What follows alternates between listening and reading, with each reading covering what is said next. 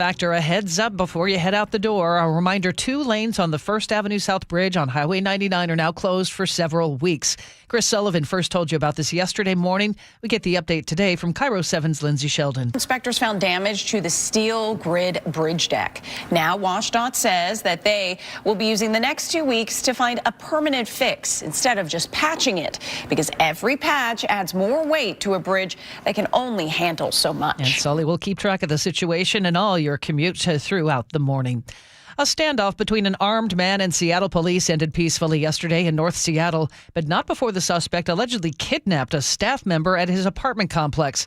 We get more from KIRO Newsradio's James Lynch. This all started Thursday morning at the Burbridge Place Supportive Housing Complex near 85th and Aurora. A 35-year-old man allegedly threatened a staff member with a gun, pushed them into his apartment, and briefly held them against their will before that staff member escaped unharmed. The man then barricaded himself inside his own apartment. Negotiators and the King County Sheriff's SWAT team were called in, and the man was taken into custody without incident. SPD Detective Eric Munoz on what happens next. Officers and detectives later on, they'll need to establish motive and determine the circumstances leading up to the incident. In Seattle, James Lynch, KIRO News Radio. The man arrested for allegedly trashing a trauma room at Harborview faces several charges now. The 29-year-old from Vancouver, Washington is charged with arson, malicious mischief, and 4 counts of assault.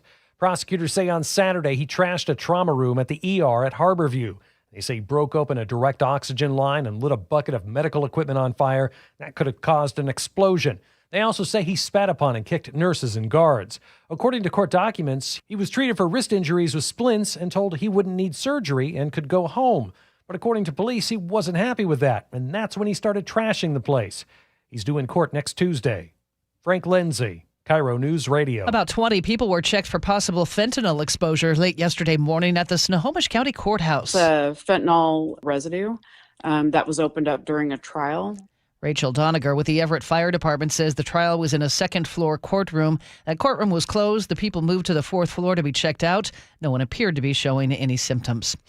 And the wait is over for fans of the Mariners. Swinging a drive deep to left field. This one's going up by the train. Goodbye baseball onto the tracks. Julio Rodriguez. Mariners start Cactus League play this afternoon, taking on the San Diego Padres for the first game of spring training. You will hear all the action throughout the season on our sister station, 710 Seattle Sports.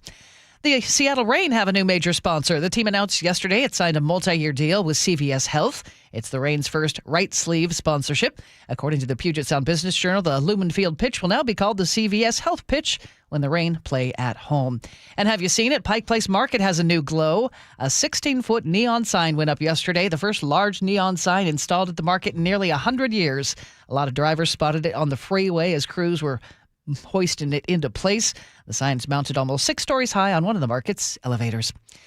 5:13, and that's time for an update on traffic on this early Friday morning. Good morning, Sully. Good morning, Amanda. We're off to a very good start, as you would imagine, on Friday, but we have one problem that's going to linger. Is it the bridge? Yes, it's the First Avenue South Bridge. We broke the news late yesterday afternoon that they're concerned about the steel on the First Avenue South Bridge. Yeah, the bridge deck.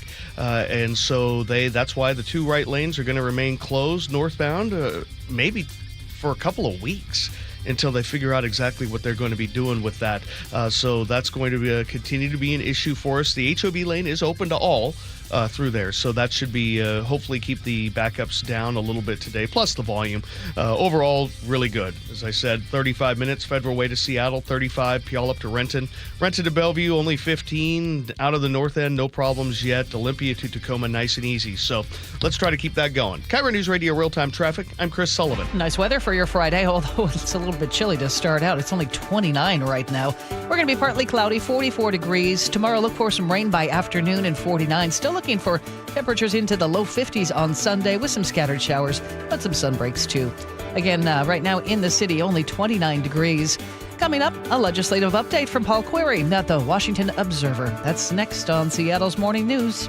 Your best source for local news, serving Western Washington and the world with the KIRO News Radio App. Always streaming live on your smart speakers. You're listening to KIRO News Radio, Northwest News.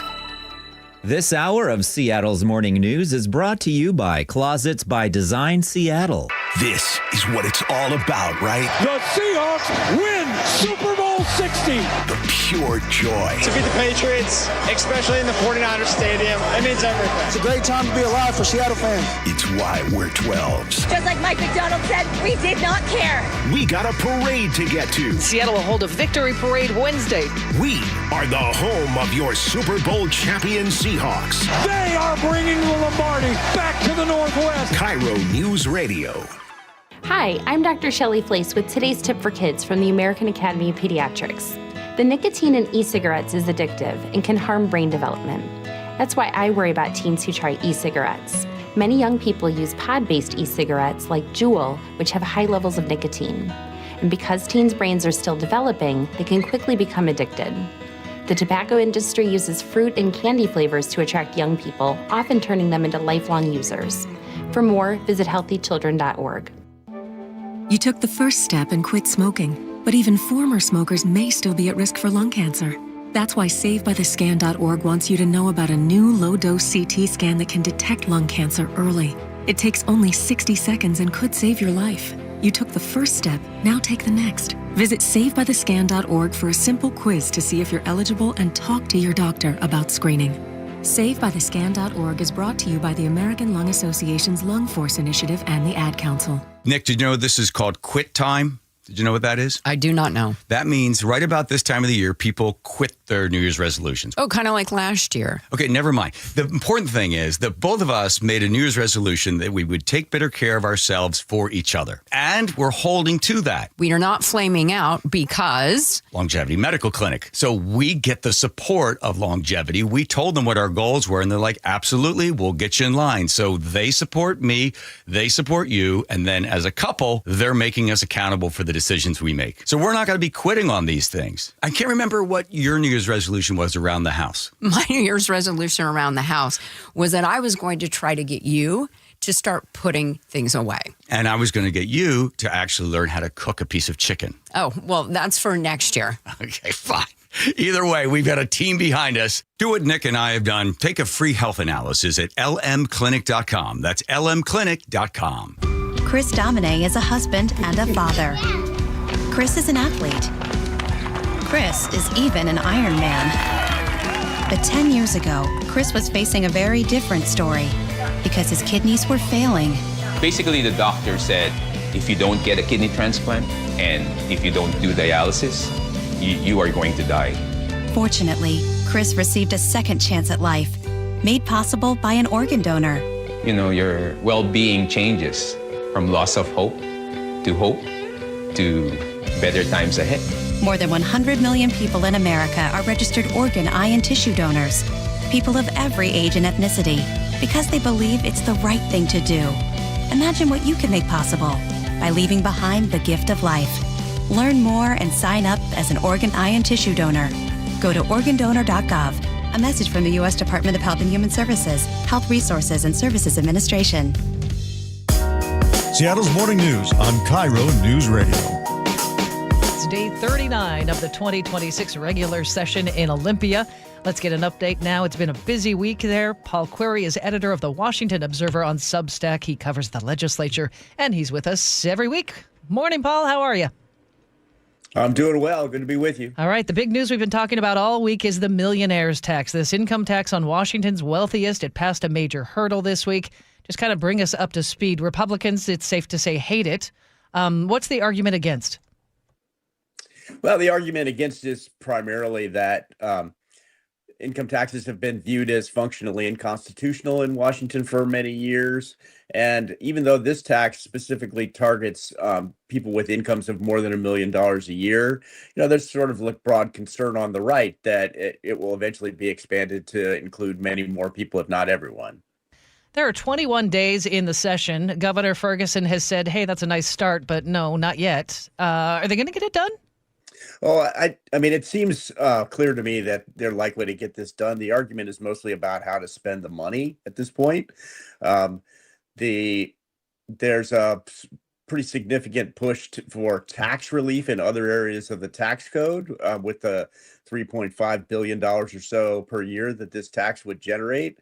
The Senate, in its passage of the bill, has already adopted several of those ideas, and the governor's pushing for more tax relief, specifically for lower income Washingtonians and small businesses. This is off to the House now. What are the odds it goes through there? Is there more uncertainty in the House? I think the House, there's more people there. It's a little more volatile than the Senate. There's always some, possibility that things go sideways. But, I think that there are a lot of votes for this tax in the House. Tuesday, Paul, was another policy cutoff day in the legislature. Any bills that died that stood out to you? I think that the most interesting thing that I'm kind of digging into is what happened in the Senate at the end of the day on Tuesday, when Senator Shelley Short, who's from the other side of the mountains, Republican, stood up and used a kind of obscure rule to ask that a bill be read in its entirety. And that had the effect of burning up the clock and killing a bunch of bills, specifically bills that would make it a little bit easier to upgrade electrical transmission lines, and then a bill that would have given tribal nations a little more input on some kinds of infrastructure projects. My partner Charlie has been digging into the child welfare bills. Those also have died. Can you explain what happened with those? There's a lot of dispute about how to get at that extremely thorny and heartbreaking subject. And I think that a lot of the discussion there sort of centers around spending at the Department of Youth and Families. I always get it wrong. And I think you can expect to see some of those concerns get addressed in the budget, which we expect to see in the next few days. At this point, with just 21 days left, there's no chance any of these will be brought back to life, is there? No, I think any sort of significant policy question that died on Tuesday is very likely to die. I mean, there's a loophole called necessary to implement the budget, and we do occasionally see some zombie bills come back to life under that. But I'd be surprised to see those in that category. Chatting with Paul Query, the editor of the Washington Observer on Substack. So we learned a little bit this week about the latest economic and revenue forecast. What does it show for the state? Revenue was a little bit surprisingly up, which is short-term, good for the budget writers who are dealing with kind of a structural hole that is more short-term than the proposed income tax can really help with. As I mentioned, only 21 days left. What are you looking for in the coming week? I think it's really interesting to see how they solve this issue with the income tax and how to spend the money. I mean, what the governor came out with yesterday is actually more than half of the revenue. And that's actually one of the real concerns about imposing a tax like this is that, once you create a pot of money, people come looking for ways to spend it. And, I think just to see how they resolve that problem and, who winds up getting well with that $3.5 billion is, that's the, $3.5 billion question as far as I'm concerned. What can you tell me about Senate Bill 5906? That's the extension of the Keeping Washington Working Act. It concerns ICE agents at schools. What do we need to know? I mean, there's broad support on the left for that general idea, and I would expect to see them move forward with that. Paul, thanks for the update this morning. We appreciate you spending some time with us. Paul Query, the editor of the Washington Observer on Substack. I'll look at the forecast. A very chilly start to the day. It's going to be dry, though, partly cloudy and 44 for your Friday. For tomorrow, look for some rain to arrive by late in the day, 49 the high, and then Sunday into the low 50s, but we'll likely see some showers during the afternoon hours. Right now in Seattle, partly cloudy. It's only 29 degrees. Coming up, all the morning's top stories, and KIRO News Radio's Paul Holden has your weekend planner. This is KIRO News Radio. Wesley is a truck driver. I drive a truck, and I love what I do. A truck driver with IRS troubles. They told me I owed them $43,000. It got really bad. Quite a few letters in the mail. They were talking about wage garnishment, coming after my house, my car. Yeah, they don't play around. I seriously thought that I was going to lose everything. One sleepless night, Wesley finally made a call to Optima Tax Relief at 2 a.m. Kind of figured I'd I'd get a machine, but I didn't. I actually got to talk to an actual person in the middle of the night. He found just what he was looking for. Oh, they were great people. You need a team of people that know what they're doing. Optima Tax, they know what they're doing. Optima Tax Relief came through with flying colors. I saved an incredible amount of money. Happy don't even come close. I was absolutely overjoyed. Take Wesley's advice. If you're in any kind of trouble with the IRS, call Optima Tax Relief. Don't trust anybody else. Call Optima for a free consultation. Call 800-343-6460. 800-343-6460. 800-343-6460. Optima Tax Relief. Some restrictions apply. For complete details, please visit OptimaTaxRelief.com. Cashback is not available on gas in New Jersey and Wisconsin. Couponing. Wow, you didn't strike me as the coupon type. Just trying to stay ahead of inflation. Gas, groceries, everything. It's all more expensive. I need to save wherever I can. Have you tried Upside yet? Upside? What's that? It's a free app that I use that pays cash back for every gallon of gas I buy. You've got to buy gas to get around anyway. Might as well get paid for it. Come on, does that really add up to anything? I've already made around $200. The extra cash helped pay down my bills, and I even had a little extra left to treat myself. And the Upside app is free? Totally free, and the cash back is real. You can transfer the cash right to your bank account. I'm downloading Upside right now. Download the free Upside app now to earn cash back every time you buy gas. Use promo code ENJOY to get an extra 25 cents per gallon on your first tank. You can cash out anytime right to your bank, to PayPal, or a gift card for Amazon and other brands. Just download the free Upside app and use promo code ENJOY for a 25 cents per gallon bonus on your first tank. That's code ENJOY for a 25 cents per gallon bonus. Crooked teeth may embarrass kids whose families can't afford braces, and trying to fix their teeth themselves can make things worse. Luckily, there's Donated Orthodontic Services, a program from the American Association of Orthodontists. For children and teens who qualify and are matched with a volunteer orthodontist, treatment can be life-changing and help them smile with confidence. Learn more at aaoinfo.org. Comcast Business helps turn today's small businesses into engines of modern business. It's how restaurants become reliably up and running neighborhood favorites. How retailers become seamlessly restocking, cyber-securing, must-visit shops. And how healthcare offices become the data managing caregivers that we all depend on.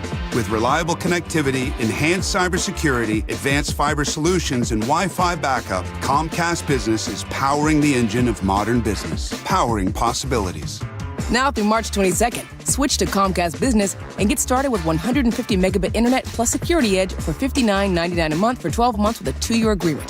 Or ask how to lock in your rate for 5 years on a qualifying internet bundle and get a $500 prepaid card when you add 2 lines of mobile. For a limited time only. Call today. Restrictions apply. New customers only. Requires paperless billing and automatic payments with bank account. Equipment, taxes, and other fees extra. After promo, regular rates apply. Hey, Brock Hewitt here with my buddy, Dr. Daniel Nelson from Eastside Pain and Regenerative Medicine. The stem cell therapy you did on my knee was a game changer.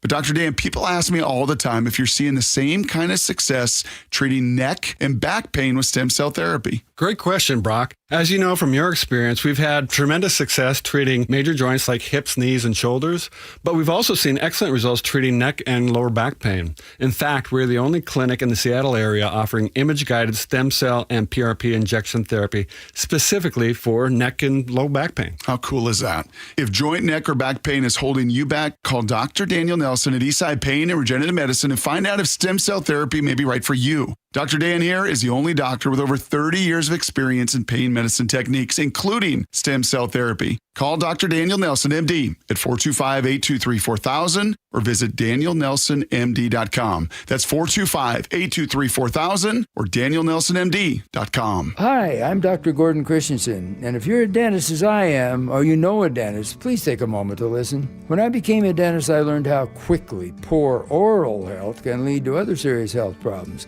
And for people without access to care, these problems can spiral very quickly. I wanted to help, but I wasn't sure how I could until I joined Dental Lifeline Network. It's a nonprofit that has helped us literally change the lives of people in our communities. DLN asks dentists to volunteer to see just one of the many patients in need in your area. It's very simple. DLN screens those in need and coordinates an initial appointment that takes place in the comfort of the dentist's own office and on their schedule. Right now, there's a wait list for patients in need in your community. community, I'm asking fellow dentists who will join me in seeing one patient per year. Learn more about Dental Lifeline Network at willyouseeone.org. That's willyouseeone.org. From posters and presentations to labels and loyalty cards, Staples has all the print to boost your brand. Shop now in-store and online. Staples. That was easy.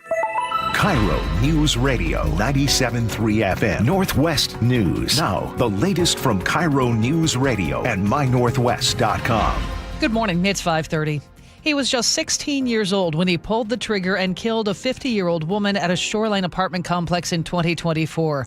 Yesterday, 18-year-old Jaden Taylor accepted a plea deal and took responsibility for his crimes. Whose choice is it to plead guilty today? Mine. And are you pleading guilty to counts 1, 2, 3, and 4? Yes. Taylor was initially charged with second degree for killing, for killing Billy Joe Perkins in May of 2024. He faces up to 13 years in prison. Sentencing is set for late next month. A 19-year-old from Olympia remains hospitalized after a suspected drunk driver crash on I-5. He suffered multiple broken bones, a collapsed lung, and a traumatic brain injury. KIRO 7 TV's Allison Amoy spoke with the victim's brother. I'm supposed to be the one who protects him, and I just wasn't able to be there. Right now, we're looking at medical bills of over $1 million, maybe even closer to $2 million. For all the reconstruction. The driver faces DUI, vehicular assault, and hit-and-run charges. Seattle police say they have nabbed a chronic reckless driver in Ballard. Officers first got reports in January of a black Audi speeding along Northwest Leary Way, once in the morning, again in the afternoon. They tracked down the 22-year-old driver and cited him. Then February 12th, another speeding complaint came in about the same car. Within a day, SPD found the car and issued the driver multiple citations. An arsonist did about $60,000 damage at a South Lake Union apartment building Wednesday night. The fire broke out in a hallway on the 5th floor of a 6-story building near 8th Avenue and Thomas Street. Some people stayed in their units until firefighters put out the flames. Seattle police say somebody used a lighter and gasoline to set the fire. No one was hurt. Frank Lindsay, KIRO News Radio. NASA's new boss blasted Boeing and the space agency Thursday for Starliner's botched flight that left 2 astronauts stuck for months at the International Space Station. Administrator Jared Isaacman says Starliner has design and engineering deficiencies that must be fixed. But the most troubling failure revealed by this investigation is not hardware. It's decision-making and leadership that if left unchecked, could create a culture incompatible with human spaceflight. Boeing says it's made substantial progress fixing the technical problems and that it has driven significant cultural changes across the team. The 2 test pilots, now retired from NASA, spent more than 9 months at the station before catching a lift back with SpaceX last March. Well, have you noticed Washington's gas prices are soaring? Average cost for a gallon of regular has gone up 40 cents in the last month, while the national average has only gone up a dime. AAA reports the state average is now $4.23 a gallon. National average, $2.93. Washington has the second highest gas prices in the nation today. Our gas tax and carbon taxes are behind the increases. Well, we learned Wednesday the Seattle Seahawks are officially for sale, but for our head coach Mike McDonald, it's business as usual. I don't think really much changes for us at this point. He made the comment yesterday while introducing the team's new offensive coordinator, Brian Fleury. Fleury replaces Clint Kubiak, who went on to head the head coaching job with the Las Vegas Raiders. And Team USA won gold in women's hockey at the Winter Olympics, and Seattle helped make it happen. 4 players from the Seattle Torrent were on the U.S. roster in Milan. Torrent captain Hillary Knight also served as captain for Team USA.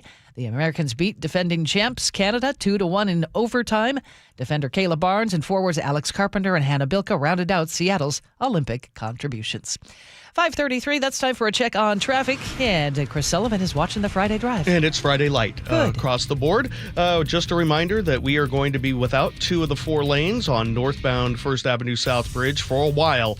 What they found was some problems with the bridge deck when they did that inspection the other night. And so the 2 right lanes are going to remain blocked for at least a couple of weeks, maybe, as they try to figure this thing out. Right now, not too big of a backup. I think now that the word's out, HOV lane is open to everybody, so that should help us move through. Travel times, 35 minutes from Puyallup to Renton, 35 Federal Way to Seattle, Renton to Bellevue's only 15. Olympia to Tacoma, freeway speed for you guys the whole way, and nothing nothing coming down from the north end. Got about 15 minutes until we normally start seeing the slowing getting through Northgate, but all in all, we're not in that bad a shape. KIRO News Radio real-time traffic. I'm Chris Sullivan. And our forecast as you get ready for the weekend, dry today will just be partly cloudy, 44. Overnight lows a little warmer, 35 or so. And then tomorrow, look for some rain to join the picture in the afternoon hours, 49. Showers on Sunday with a high of 53. Right now in Seattle, partly cloudy, only 29 degrees. Your best source for local news, serving Western Washington and the world with a KIRO Newsradio app. Always streaming live on your smart speakers. You're listening to KIRO Newsradio, Northwest News.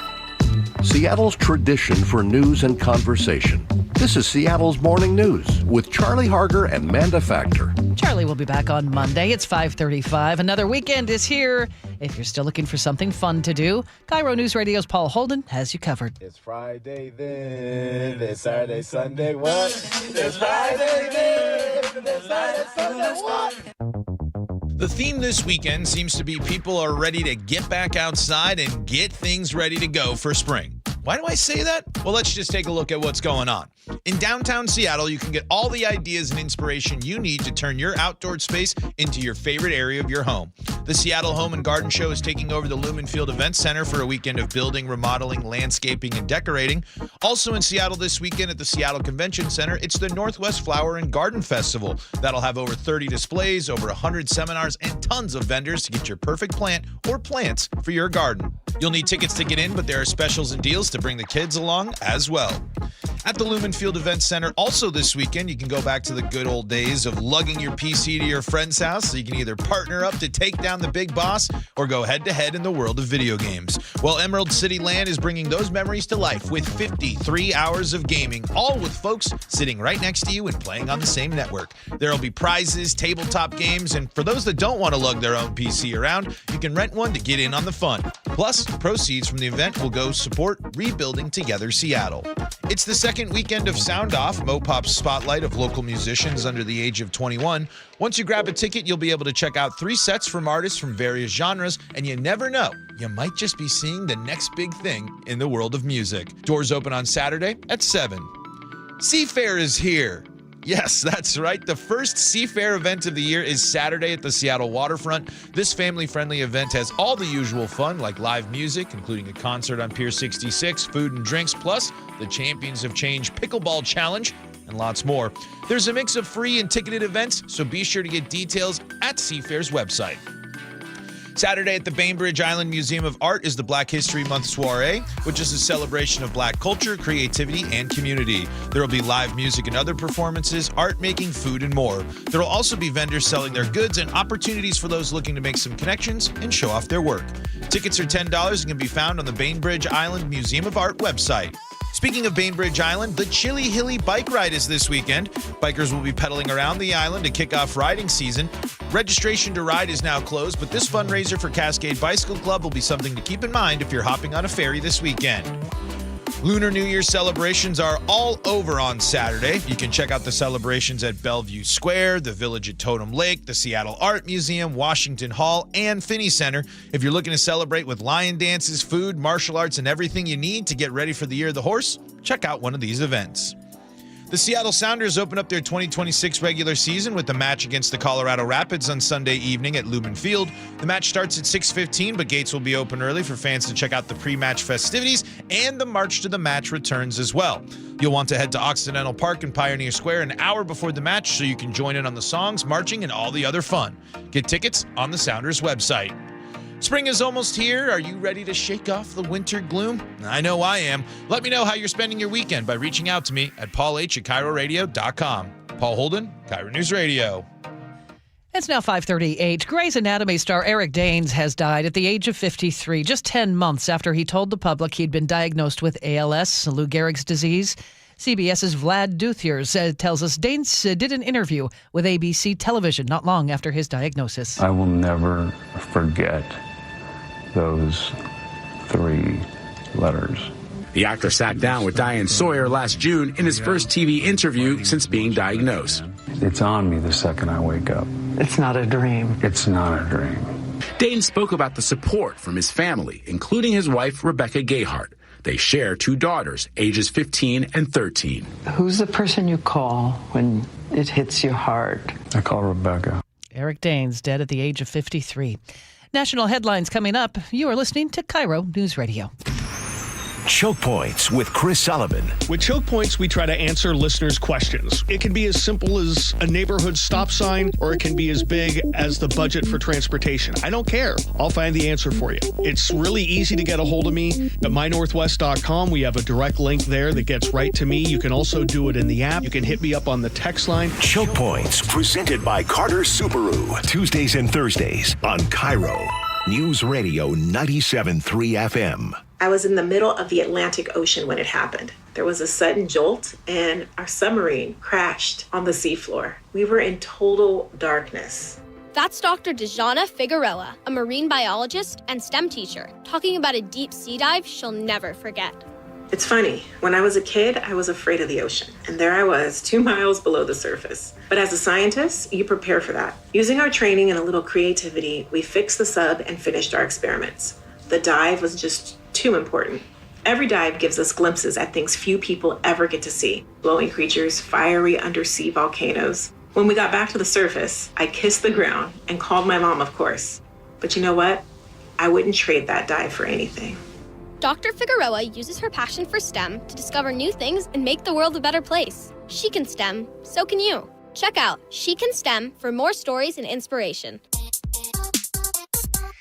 A message from the Ad Council. It's clogged again. Your drain? Just had it cleared. You didn't call Apollo Plumbing. How can you tell? Because your drain's clogged again. So frustrating. We can clear that drain. That's what the last guy said. We'll clear it, guaranteed. He said that too. Apollo Plumbing will clear your drain, or it's free. Wait, what? Apollo Plumbing clears your drain. Or it's free? Yep. What's the catch? No catch. Fine print? Apollo Plumbing clears your main drain for $83. $83, or it's free? And we'll even give you a camera inspection. Because? It's the best way to find what's causing your clog. But that's extra. Nope. Included. No extra charge? Not 1 cent. $83, or it's free. All it takes is an accessible outside cleanout. And an Apollo plumber. No clog is safe from Apollo Plumbing. And just like that, my main drain is... draining again. How can you... Apollo plumbers are that good. $83, or it's free. You call, we come. My drain's draining again. Guaranteed. $83, or it's free. As it should be. Apollo Plumbing. ApolloPlumbing.com.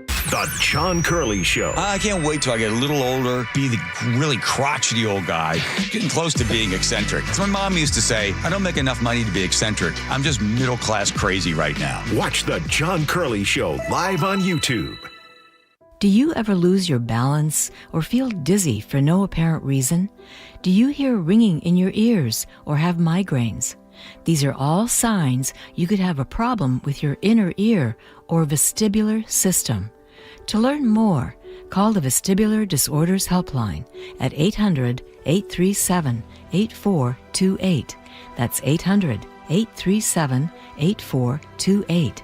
Sponsored by the Vestibular Disorders Association. CBS News Brief. Tornadoes swept through the Midwest overnight, damaging parts of Indiana and Illinois. WTTV's Gabriela Mirando. It looks like there's been debris that's blown several yards, maybe 20, 30 feet. So just really a testament to how strong the winds have been up here in Bloomington. 53-year-old Grey's Anatomy star Eric Dane has died. Do you ever go out with coworkers? I make it a rule not to. Then I am so glad that I don't work here. Last April, he announced he'd been diagnosed with ALS. He filmed the upcoming season 3 of Euphoria before he died. Britain's former Prince Andrew is out of jail but still under investigation over his ties to Jeffrey Epstein after yesterday's arrest. The BBC's Noor Nanji. Last night, a photograph emerged of Andrew Mountbatten Windsor, apparently shell-shocked and slumped in the back seat of a car as he was driven from a police station in Norfolk. CBS News Brief. I'm Deborah Rodriguez. Our forecast, it's very chilly to start the day. It's going to be nice, though, partly cloudy, warming up to 44. Tomorrow, expect some rain to move in, 49, and then some showers on Sunday. But we'll be a little warmer, up into the mid-50s. Right now in Seattle, partly cloudy, 29 degrees. Coming Coming up, in case you missed it, Chris Sullivan has a really cool choke point. It's a novel idea for how Washington State ferries could bolster its fleet of ships.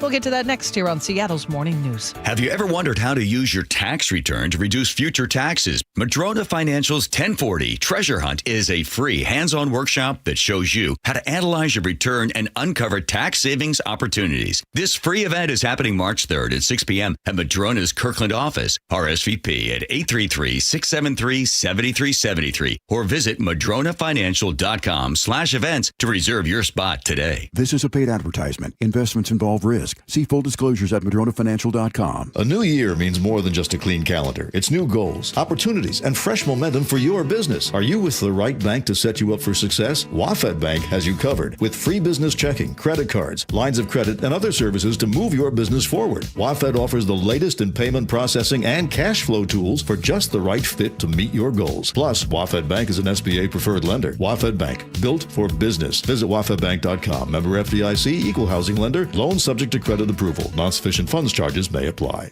He was the heart of your family, and he taught you our history. He helped you fix your first flat. He was the best backyard DJ around. And every time he'd tell a story, he'd own the room. But now more than ever, he may feel alone. Today, older adults and their loved ones are struggling to connect in a time when connection has never been more important. But there is something we can do.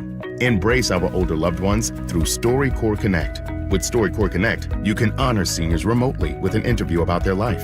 Every interview will be archived at the Library of Congress, becoming part of American history, so that years from now, future generations can listen in. All right, Grandpa, what's one piece of advice you have for me? Just 3 words, sweetheart. Live with courage. The man that had the best stories still has plenty of stories to tell. So connect virtually and share the conversation of a lifetime at storycorpsconnect.org/AARP. Connect, honor, share. StoryCorps Connect. A message from AARP, StoryCorps, and the Ad Council.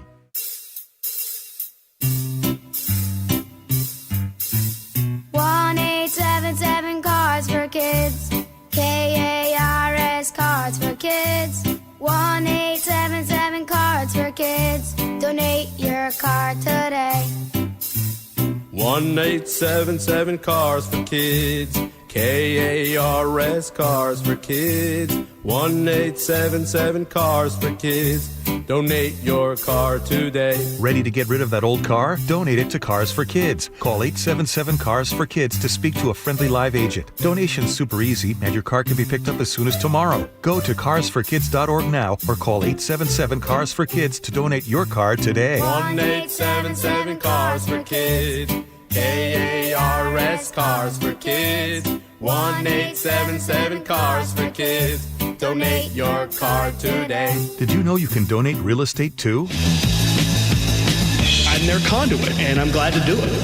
Charlie Harger and Manda Factor, Seattle's Morning News. Let's go! Now, Choke Points with Chris Sullivan. Presented by Carter Subaru. With the Washington State ferry system continuing to struggle, staying at full capacity, and no new boats expected until 2030 at the earliest, is it time to bring back the mosquito fleet? One lawmaker is pushing the idea, and Sully, this is getting some traction in Olympia. And if you are new to our area and don't know the history here, what is a mosquito fleet? And it's really a really interesting part of our history because the towns and communities around Puget Sound and Lake Washington can really thank the thousands of boats that made up what we called the original mosquito fleet between the 1850s and 1930s. Any place that had a dock on water became a destination, and things just grew up around them. And so the question is, should we bring back a fleet of smaller boats, that's why they call it a mosquito fleet, to kind of help us use our waterways to get around?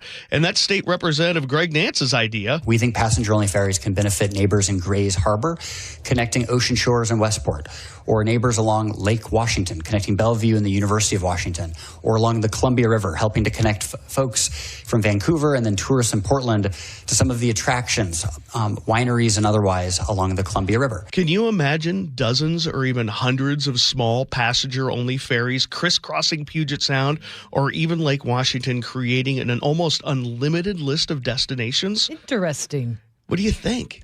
Well, I think it would take a lot to manage it. Yeah.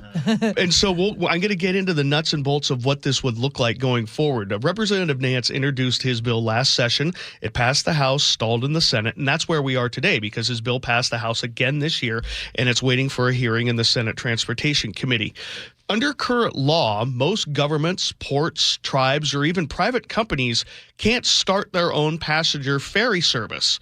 Representative Nance's bill would change that. How investing in passenger-only ferries can put boats back on the water faster and cheaper, taking lessons from our maritime history and heritage to build a more connected, healthier, and prosperous future for all of us. So why is this coming up now? Representative Nance has seen firsthand, as many of us have who we use the ferries, is how the state ferry disruptions have impacted his community, which is in Kitsap. This has been 6 really, really difficult years for those of us that count on ferries. We count on boats to get to work, to school, to the doctor, to the airport, basic things in life. And for 6 years, we've had a lot of delays, cancellations, and disruptions for all of that. Bainbridge Island School Board Chair Evan St. Clair testified in favor of the bill last session. He says the state ferries have become unreliable. Every single time they're late, I lose time.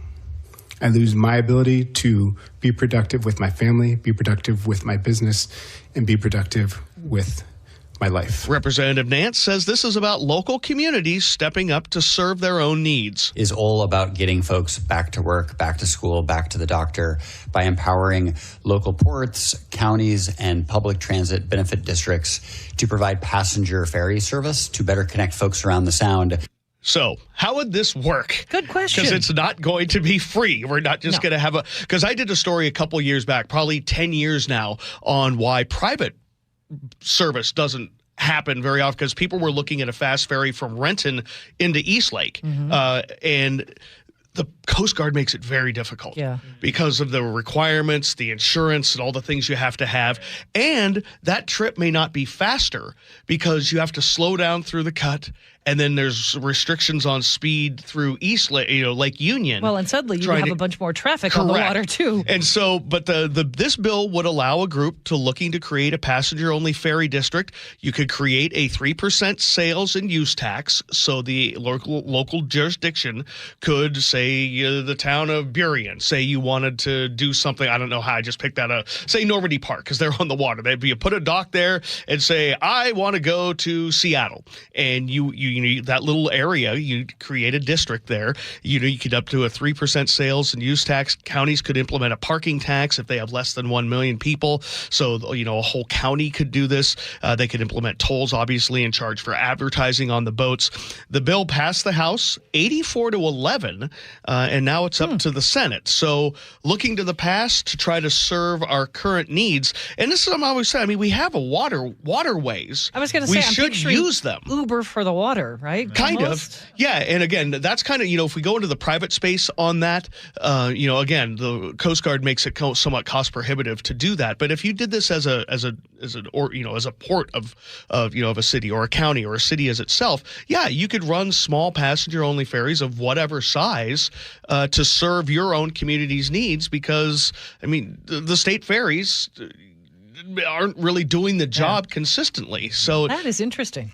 I mean, I like it. I mean, it'd be a great tourism pull as well for all areas of the Sound. Yeah, just imagine if you lived in a little community and they decided to run boats up to a smaller dock outside the stadium district or something. You could use that or things. So I think it's an interesting idea. Will it get any traction in the Senate? It died in rules last year, so we'll see. But this is the second bite at the apple. They've made some changes to it, and so we'll see where it goes. All right, is this up online yet? Oh yeah, including the picture. If you were watching our YouTube live, there's a really old grainy photo that David has been putting up there of one of the old paddle boarders, and I put a link up there to the history of the Mosquito fleet as well, because if you're new to the area, it's really cool to see how our history, and that's really only 130 years ago. It's not that long ago that this whole region built up basically by the water. Or a maritime city. Yeah, pretty much. All right.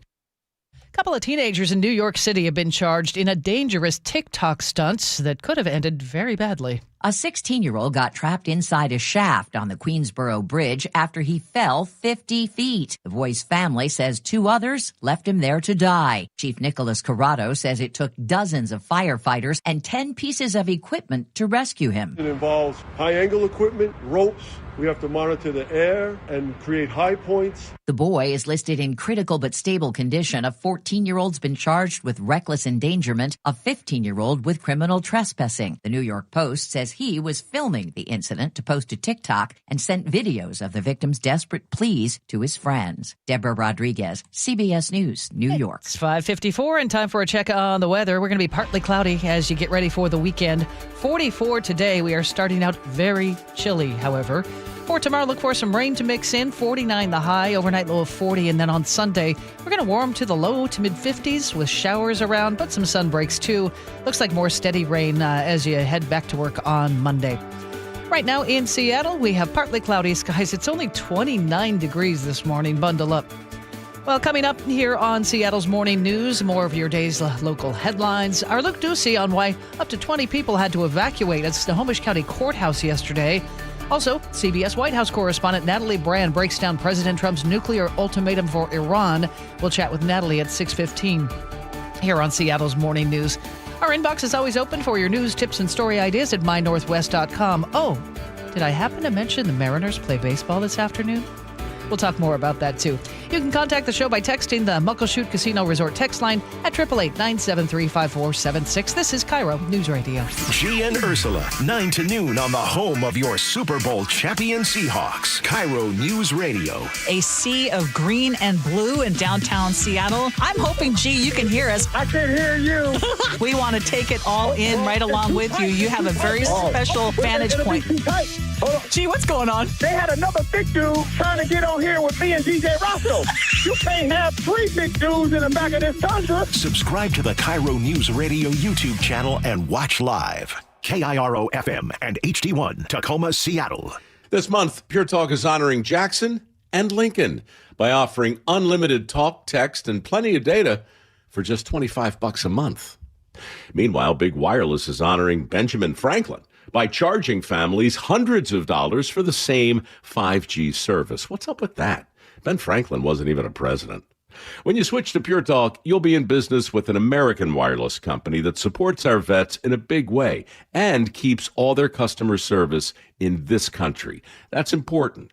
And you'll be on the same towers the big carriers use, so you'll get the same 5G service without the inflated price. So hang on to your Benjamins and switch to Pure Talk for a Jackson and a Lincoln. No contract, no hidden fees. Dial pound 250, say Mike Rowe, and you'll get 50% off your first month when you switch. That's pound 250, Mike Rowe, for an American wireless company that is truly unprecedented. Pure Talk. Are you 50 or older? This news is for you. The CDC recommends you get vaccinated against pneumococcal pneumonia. Even if you're healthy, your age puts you at risk. People 50 or older are over 6 times more likely to be hospitalized with pneumococcal pneumonia compared to adults 18 to 49. Just one shot can help protect you. Learn more and schedule at vaxassist.com. That's VAXassist.com. Sponsored by Pfizer. This is the story of the one. As the purchasing manager at a manufacturing plant, she knows the only thing more important than having the right safety gear is having it there when you need it. That's why she partners with Grainger for auto reordering, so her team members can count on her to have cut-resistant gloves on hand, and each shift can run safely and efficiently. Call 1-800-GRAINGER, click Grainger.com, or just stop by. Grainger, for the ones who get it done. The first few steps that I took in the morning were pretty painful. This is Carlos. I mean, I had been told by multiple orthopedic surgeons that there was no alternative for me. That wasn't what he wanted to hear. You see, Carlos is an active guy. I played basketball, and for 3 to 4 days after, my knees would just be so swollen. And now I can play basketball, and there is no swelling. There is no pain in the knees. No swelling, no pain, because Carlos went to see Dr. Mark Wagner Wagner, MD, at Seattle Sports and Regenerative Medicine for stem cell therapy. I'm just happy to be able to be out there. And then knowing that tomorrow I am not going to suffer for this. What do you say to your friends and family who are in pain? I say, I had horrible knee pain and stem cells really worked for me. You might want to go to Dr. Wagner, just get a consultation before you have surgery. Consider stem cell therapy with Dr. Mark Wagner, MD, at Seattle Sports and Regenerative Medicine. Schedule your consultation at drmarkwagnermd.com. Thanks for calling CM Heating. Aren't you the company that gives away free furnaces? That's us. Buy a qualifying high-efficiency cooling system and the furnace is free. Wow. Yeah, and our home comfort advisors are tax credit and rebate specialists, so they'll handle the rebate for you. Go to CM Heating for better comfort, lower bills, and a free furnace you'll love for years. Get your free estimate for furnace replacement at cmheating.com. And remember, for furnaces, fireplaces, hot water, and total home comfort, including electrical, there's no beating CM Heating. 4 voices, 4 composers, 2 Grammys. The vocal supergroup Sage brings silky smooth harmony and joyful sisterhood to Jazz Alley, February 26th through March 1st. Tickets at jazzalley.com. Your best source for local news. KIRO Newsradio, KIRO FM and HD1, Tacoma, Seattle, Northwest News. This is CBS News on the Hour, sponsored by Pfizer. I'm Deborah Rodriguez. We begin at the White House, where President Trump and his team are keeping a close eye on nuclear talks with Iran. We're going to make a deal, or we're going to get a deal one way or the other. He says he'll decide on military strikes in the next week and a half or two. CBS News Face the Nation's Margaret Brennan. A senior regional official told me the U.S. is being urged not to attempt regime change, but rather to change the regime's behavior through this diplomacy. So there are 40,000 American personnel in the Middle East, and the president is weighing the risk of a regional war along with whether Americans would support even a very limited military action. New numbers from the Commerce Department show U.S. economic growth slowed down in the fourth quarter. The GDP, output of goods and services, increased at an annual rate of 1.4%. That's significantly less than analysts expected. President Trump blames last fall's record-long government shutdown. He says it stalled the numbers by at least 2%. Consumer spending was also down. Now to the UK for an update on a former prince. As far as we know, since being released from police custody last night, Andrew Mountbatten Windsor remains holed up in his new temporary quarters on the King's private estate in Sandringham, Eastern England, to the displeasure of his new neighbours. I heard it on the news. I was like, oh my God, he's been arrested. Good, he needs to be taken into account. Why is he different to anybody else? We don't want him round here. British police, meanwhile, continue to search Andrew's former home, a mansion on the grounds of Windsor Castle. Andrew may be free, but he remains under investigation for suspected misconduct in public office. Vicky Barker, CBS News, London. Tornadoes that touched down overnight spawned funnel clouds and lots of damage in the Midwest. Brannigan Rahill held on tight in a Walmart parking lot in Bloomington, Indiana. And it was pretty scary, especially with the blowing and it tossing the car back and forth. They could be measuring snow in feet if a winter storm materializes from the mid-Atlantic to the Northeast this weekend. Actor Eric Dane has died on the 20th anniversary of his first appearance on the show that made him a star, Grey's Anatomy. He'd been public about his battle with Lou Gehrig's disease, ALS.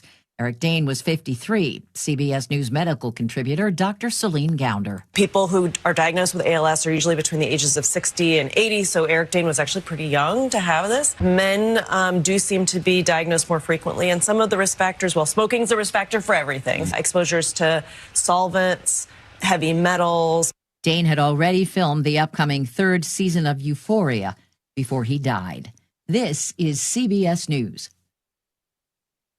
You still got it, but your immune system weakens as you age, making it harder to fight flu, pneumococcal pneumonia, RSV, and COVID-19. Ask your doctor or pharmacist which vaccines you need. Sponsored by Pfizer. It's 6:03. Tense moments at the Snohomish County Courthouse, so we'll have more on that in just a moment. But first, let's check the early Friday drive. Good morning, Chris Sullivan. Good morning, Manda Factor. We're off to a very good drive on this Friday light. One thing to keep in mind is something that's going to linger. First Avenue South Bridge remains in 2 right lanes being blocked. They are not very happy with the steel bridge deck after an inspection, and so we could be in this situation for a couple of weeks until they figure out what to do, or maybe even longer. Positive news, they have opened up the HOV lane to all, so 2 lanes are open. There should be 4, but there are 2 open. Not a backup behind it because it is so light. Rest of the map, nice and easy. 35 minutes from Everett to Seattle or Bellevue. 35 or less Federal Way to Seattle. Pierce County is quiet. Nothing but freeway speed drive from Olympia to Tacoma. Valley Freeway, 35. 15 from Renton to Bellevue. Just a little bit of braking through those ramp meters at the north end, but you're going to be okay. This report brought to you by the Emerald Queen Casino. Get ready for a night of hard-hitting MMA excitement with WFC 190. It's April 25th at the Emerald Queen Casino. The Emerald Queen Casino, the entertainment capital of the Northwest. Now, the latest from KIRO News Radio and MyNorthwest.com. Live from East Lake Avenue, Seattle's morning news. It's 6:04. We are following a scary situation in Snohomish County after a courtroom had to be evacuated. Evidence presented during a trial potentially exposed people to fentanyl. KIRO News Radio's Luke Ducey is live with more. So, Amanda, this happened in a second-floor courtroom at the Snohomish County Courthouse. Here's Everett Fire Department spokesperson Rachel Doniger. It's a fentanyl residue that was opened up during a trial. Yeah, the residue was apparently on a scale that was a part of evidence in the case. Attorneys pulled it out of an evidence bag. Medics checked out some 20 people as a precaution, and there was some good news, of course. Nobody showing any symptoms. Yeah, Amanda, during this criminal case, like others, I mean, you know, you've been in courtrooms. You see evidence in envelopes and bags like all the time, but you rarely see an attorney actually take something like that, especially with residue out of an evidence bag. Right. Fentanyl, of course, an extremely dangerous drug. Thankfully, nobody was injured. All right, thanks, Luke. A 29-year-old Vancouver man is charged now with arson and multiple counts of assault after police say he tore apart a trauma room at Harborview's ER on Saturday. Court documents say he became angry after being told he didn't need surgery on his wrists. Authorities say he smashed equipment and started a fire near a broken oxygen line, which could have caused an explosion. He's also accused of attacking nurses and guards. He's due in court Tuesday. Bail set at $250,000. A young man remains hospitalized after a suspected DUI crash in Olympia. KIRO 7 TV's Allison Amoy spoke with the 19-year-old's mother. He chose to drink and drive. He chose to continue down the road and leave my son on the road with critical injuries. He suffered life-threatening injuries when a car struck him on I-5. Police charged the driver with DUI, vehicular assault, and hit and run. A tense scene near 86th and Aurora yesterday after a 35-year-old resident allegedly threatened an apartment staffer with a gun. Police say the man tried to force the worker into his apartment. Seattle Police Detective Eric Munoz says the worker escaped unharmed. Officers conducted an investigation and determined that there was probable cause to arrest the subject for kidnapping. The man barricaded himself in his apartment, but eventually officers were able to take him into custody. A man was hit and killed by a train in Mukilteo yesterday evening. Mukilteo police say it happened about 4:50 in the 8100 block of Nikita Beach Road. First responders found the man's body when they arrived. Police describe him as a white adult male. He has not been identified. And a teenager is facing charges after crashing into a Redmond apartment building during a high-speed drift attempt. Police say the boy ran a stop sign Tuesday afternoon near 171st Avenue Northeast and Northeast 80th Street and lost control while trying to drift, or essentially slide, around a corner. There was a pedestrian in the crosswalk, too. They didn't get hit and they're okay. The car, though, went through a fence, dropped 50 feet down an embankment, and slammed into the apartment building. 3 teens are in the car. They were not hurt. But the one behind the wheel was arrested for reckless driving. Frank Lenzi, KIRO News Radio.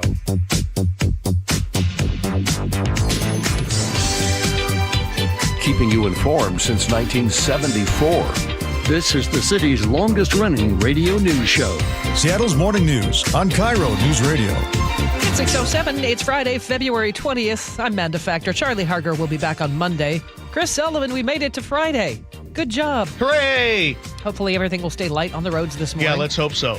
Yeah, it wasn't too bad. A little chilly out. Wow, it's cold. Cold today. 29 degrees right now. Very cold, so bundle up. Producer David Burbank is here. I don't know if you have baseball on your mind, David, but possibly. Probably Nick, too. I'm so excited. I was actually talking to Sully and Luke about this. I got myself so stressed out during the postseason run back in October. I remember that. I'm so excited to watch baseball, to get in the mood for it. and for it to not have any stakes. It's just baseball for the fun of baseball, and we're gearing up for I think season. the biggest goal for spring training is just stay healthy. Just stay on the field. Don't get hurt. Just be ready for the regular season. Now that you say that, Nick. Knock on wood. Well, either way, we're going to be talking about the spring training game throughout the morning. Of course, you'll hear all the action on our sister station, 710 Seattle Sports. This hour of Seattle's Morning News is sponsored by American Crawl Space and Pest Control. And coming up, CBS White House correspondent Natalie Brand will break down President Trump's threat against Iran and the first actions from Trump's Board of Peace. Also, KIRO Newsradio's Paul Holden has your weekend planner on the way. It's now 6:09. House Republican leaders are moving forward with a plan to tighten voter requirements in federal elections.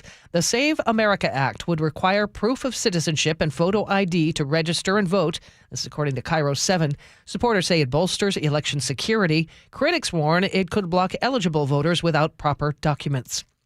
State officials are warning everyone to watch out for another round of text scams. The messages pretend to be from the Washington Department of Licensing, demanding urgent payment or major consequences. DOL spokesperson Thomas Charlson says if the department needs to contact you, it'll be obvious. We do reach out to people through email or through a full-size letter. Officials warn if you get scammed, you're likely out of that money for good. We can't refund them. But we would recommend that they contact their financial institution and report the scam. When you get one of these texts, report it as spam and report it to the FTC. That way, a record is kept in their system. KIRO 7 TV's Brooke Griffin. Protesters gathered at Bowen Field yesterday on the Day of Remembrance. They were drawing a direct line between the incarceration of Japanese Americans during World War II and the Trump administration's deportation efforts. Yesterday marked 84 years since President Franklin Roosevelt signed Executive Order 9066. That order led to more than 110,000 people of Japanese descent being locked up. According to the Seattle Times, more than 30 protesters, many of them Japanese American, held signs reading "Never Again is Now" and "Ice Out Now." Well, as we mentioned, the wait is over for fans of the Seattle Mariners. Swinging a drive deep to left field. This one's going up by the train. Goodbye baseball onto the tracks. Julio Rodriguez. Hope to hear lots of that this season. Mariners start Cactus League play this afternoon, taking on the San Diego Padres for the first game of spring training. Mariners manager Dan Wilson says there's still a sting from coming so close to the series last season. Yeah, I don't know that it'll ever go away. It's a tough one to swallow. It was a tough one to swallow at the time. I think you can't dwell on it. The sting won't go away, anytime soon. But it doesn't do any good to dwell on it at this point. We've got everything in front of us now. It's a new season. I think one of the things our guys did very well last year, and I think we can all take a page out of that book, is just being in the present moment. Right now, it's about preparing for what's ahead of us going forward, and that's the approach we're taking. Just go win it all. First pitch of today's game, 12:10. You can catch every spring training game on our sister station, 710 Seattle Sports. On to football, we're hearing from the new Seahawks offensive coordinator for the first time. Brian Fleury took the podium yesterday, describing what to expect from the Seahawks offense next season. We're going to be fast and violent and aggressive in every way that we possibly can, put pressure on defenses, both schematically and from a tempo standpoint, and just always have that type of mindset. Fleury was previously the tight ends coach for the 49ers. He joins the team to replace former OC Clint Kubiak, who's now the head coach of the Las Vegas Raiders. It's 6:12. Time for a check on the weather. For that, we say good morning to KIRO 7's Nick Allard. Hello. Good morning, man. Is it chilly outside or what? My goodness. Temps in the 20s all over the place, and even just like a 3 to 5 mile per hour wind will make it feel, instead of like 29, it's going to make it feel like it's 22. We've been colder in Seattle this year. We did 26 in January a couple of times, but man, it is chilly out there. It's mostly cloudy. It's mainly dry. I do think you will find a few showers or sprinkles, mainly at the coast, or flurries, or even a little bit around Shelton later this morning and afternoon, but that's it. Everybody else is mainly dry. We do warm it to the mid-40s, and that's all you get for today. Just some sun breaks and not bad. But then we wake up to tomorrow, a little bit of moisture pushes in, especially around the Hood Canal and, say, west and south of Puget Sound, so the southwest interior. And I think you're also going to have some windy east wind. Now, it's dry air in play. with that windy weather in the Cascade foothills, it's going to make it hard for any moisture to fall or to, make it through. But I do think you might see some pockets of snow, wet snow, in the morning as this moisture comes in, especially, though, west of Puget Sound, the Hood Canal, the southwest interior. And the Hood Canal may keep that trap for a good part of the day before turning to all rain. Well, the rest of us after lunchtime should mainly just be seeing some rain and temperatures getting into the low 50s and upper 40s. Just don't be surprised for the first half of the day if you have that mix as we're transitioning away from the cold weather. And then by Sunday, you're in the low 50s with some showers, and you see rain or low 50s almost every day next week. And I think by the end of the week, there's some projections we could see 2 feet of snow for the passes. When I got home, we're on our way. Yep. When I got home from work yesterday, I saw about 10 snowflakes falling on Queen Anne. It was lovely. I went, woohoo, I saw snow after all. I was excited. We will rebuild. We will survive. Thanks. It's 28 now in Seattle. 6:13, time for a check on traffic. We do that every 10 minutes for you. Here's Sully. And we are seeing a very good drive, as you would imagine. We have Friday light across the board. Just a little bit of braking on northbound 167 to the northbound 405 corridor right there through the ramp meter. But that's nothing super significant. It's 35 minutes from Puyallup to Renton. And then Renton to Bellevue, once you get on the freeways, only 15 minutes to get you up into Bellevue. Northbound 5, Federal Way to Seattle, nice and easy, 35 minutes for you. Under 35 to make it from Olympia to Tacoma.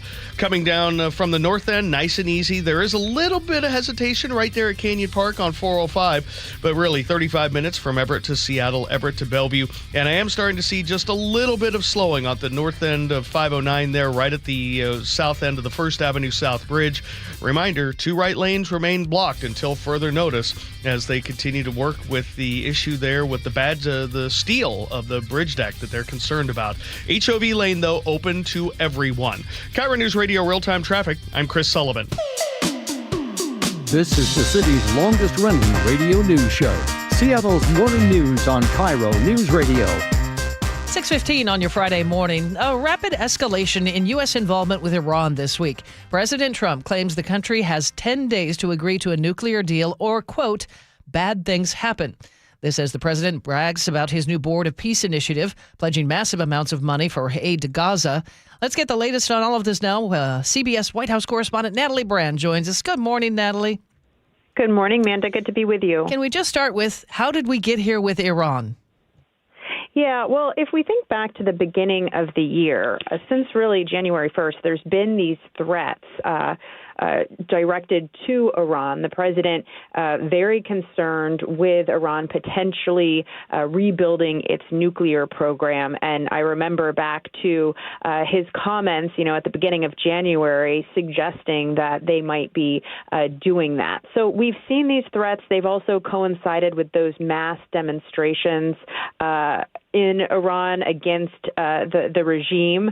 The president also back then threatening to get involved if Iran took action, killed protesters. So, there's been this back and forth over the past several weeks. But now this is obviously ramping up. And just this week, CBS News has learned that military planners told the president that they would be ready as soon as this weekend for potential military action, even though that timeline is expected to extend out. And we heard the president say, the next 10 to 15 days, we would find out what will happen here. This is all happening, Manda, too, at the same time as these indirect negotiations with Iran. I say indirect because Oman has been the mediator, Oman talking to both sides over, these relaunched nuclear negotiations between the United States and Iran, since the president, again, has made clear his red line is no nuclear weapons. What specifically is he asking them to do? So this is where it gets a little tricky. We know that, they do not want the U.S., the Trump administration does not want any uranium enrichment. But we also know that Israel has been pushing the U.S. to include Iran's ballistic missile program and that supply as part of these larger nuclear talks. And that's an issue where Iran said it's a red line for Iran. So now we are hearing diplomatic sources are telling CBS News' Margaret Brennan, the Face the Nation moderator, that there's an effort by Iran to try to get the U.S. U.S. to decouple that issue from these latest talks. And Margaret's reporting, according to diplomatic sources, also suggests that Iran may be trying to make a direct appeal to President Trump by proposing some new potential investment opportunities as part of a nuclear deal. This source saying that Iran indicated it might be willing to even purchase U.S. aircraft and offer possible access to oil and gas fields. Iran making a big push here to try to keep the talks going because, no one wants escalation in the region. Now, as I mentioned, President Trump claims the country has 10 days to agree. Where are we in that timeline? Well, the latest round of indirect talks happened earlier this week. I believe it was Tuesday. With Special Envoy Steve Witkoff and Jared Kushner part of that in Geneva. And we heard from a U.S. official following those talks that Iran was expected to come back within a couple of weeks and offer a more detailed proposal on, where the gaps are in the two sides' positions. So, we do have this 2-week timeline on that detailed proposal, also coinciding with what we've learned about the military buildup. There's a second U.S. aircraft carrier on its way to the region, and all forces who have been deployed to the Middle East are expected to be in place by mid-March. All right, we're talking to a CBS White House correspondent, Natalie Brand. This is coming as the president flaunts his new Board of Peace initiative. What are we learning about the Board of Peace and their purpose? Yeah, so this was the first inaugural meeting that we saw yesterday morning here in Washington, D.C. Out of that was a promise by member states to donate around $7 billion, or I think the White House later changed that to around $6.5 billion in investments toward Gaza relief and humanitarian aid. The president also announcing that the U.S. would donate around $10 billion to the Board of Peace. So this is an effort to keep that peace deal, and you remember the multi-step peace deal alive, and try to rally Arab nations and other nations around the world around it. But what remains missing is a lot of our traditional European allies who, when we reported about this initial Board of Peace being unveiled, a lot of European nations were saying at that time, and other key U.S. allies, that they needed to go through parliamentary process to become part of a formal Board of Peace, and that there was also concern that this could rival the UN. But clearly the president is trying to, move forward with his initiative and keep a spotlight on the Gaza peace deal, which, again, later stages of it still remain uncertain and difficult to achieve when you talk about demilitarizing Hamas and also rebuilding Gaza. But, the White House is trying to emphasize that it remains focused on that. But it was kind of this stunning contrast between the president, promoting his peacemaking, deal-making capabilities, while these other threats toward Iran are still looming in everyone's minds. Just quickly before I let you go, is there anything new to report on the partial government shutdown? Oh, goodness. The talks, continue, but, there's been these proposals swapped back and forth between the White House and Senate Democrats, who are really the lead negotiators here. But from what we've heard, they're still really far apart on some of these key sticking points, especially with respect to the Democratic push to tighten rules around arrest warrants, before ICE arrests. They've been using immigration administrative warrants versus a formal judicial warrant, which now Democrats are really pushing for, and also, officers being allowed to wear masks. Those are two issues where there's been a lot of GOP opposition and opposition by the White House, which says, it wants to protect law enforcement here. So it's hard to see right now how this all comes together, but we're going to hit a pressure point come early March, because that's when these essential workers, whether it's TSA, Coast Guard, et cetera, when they will not get a paycheck. Payday comes early March. So when we start to see these pressure points, that's going to hopefully accelerate this negotiation. Natalie, thanks for all the information this morning. We appreciate it. CBS White House correspondent Natalie Brand.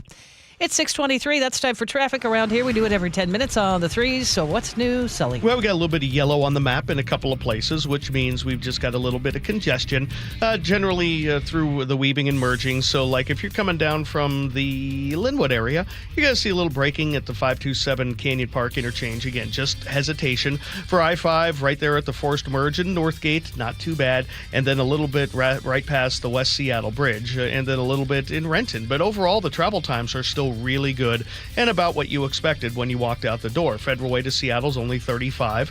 Valley Freeway's only 35. Renton to Bellevue is under 17 minutes, which is really good up to Bellevue. 35 minutes from Everett to Seattle or Bellevue. The lake bridges are good. Nothing on 18 or 16. Olympia to Tacoma, 35 minutes or less.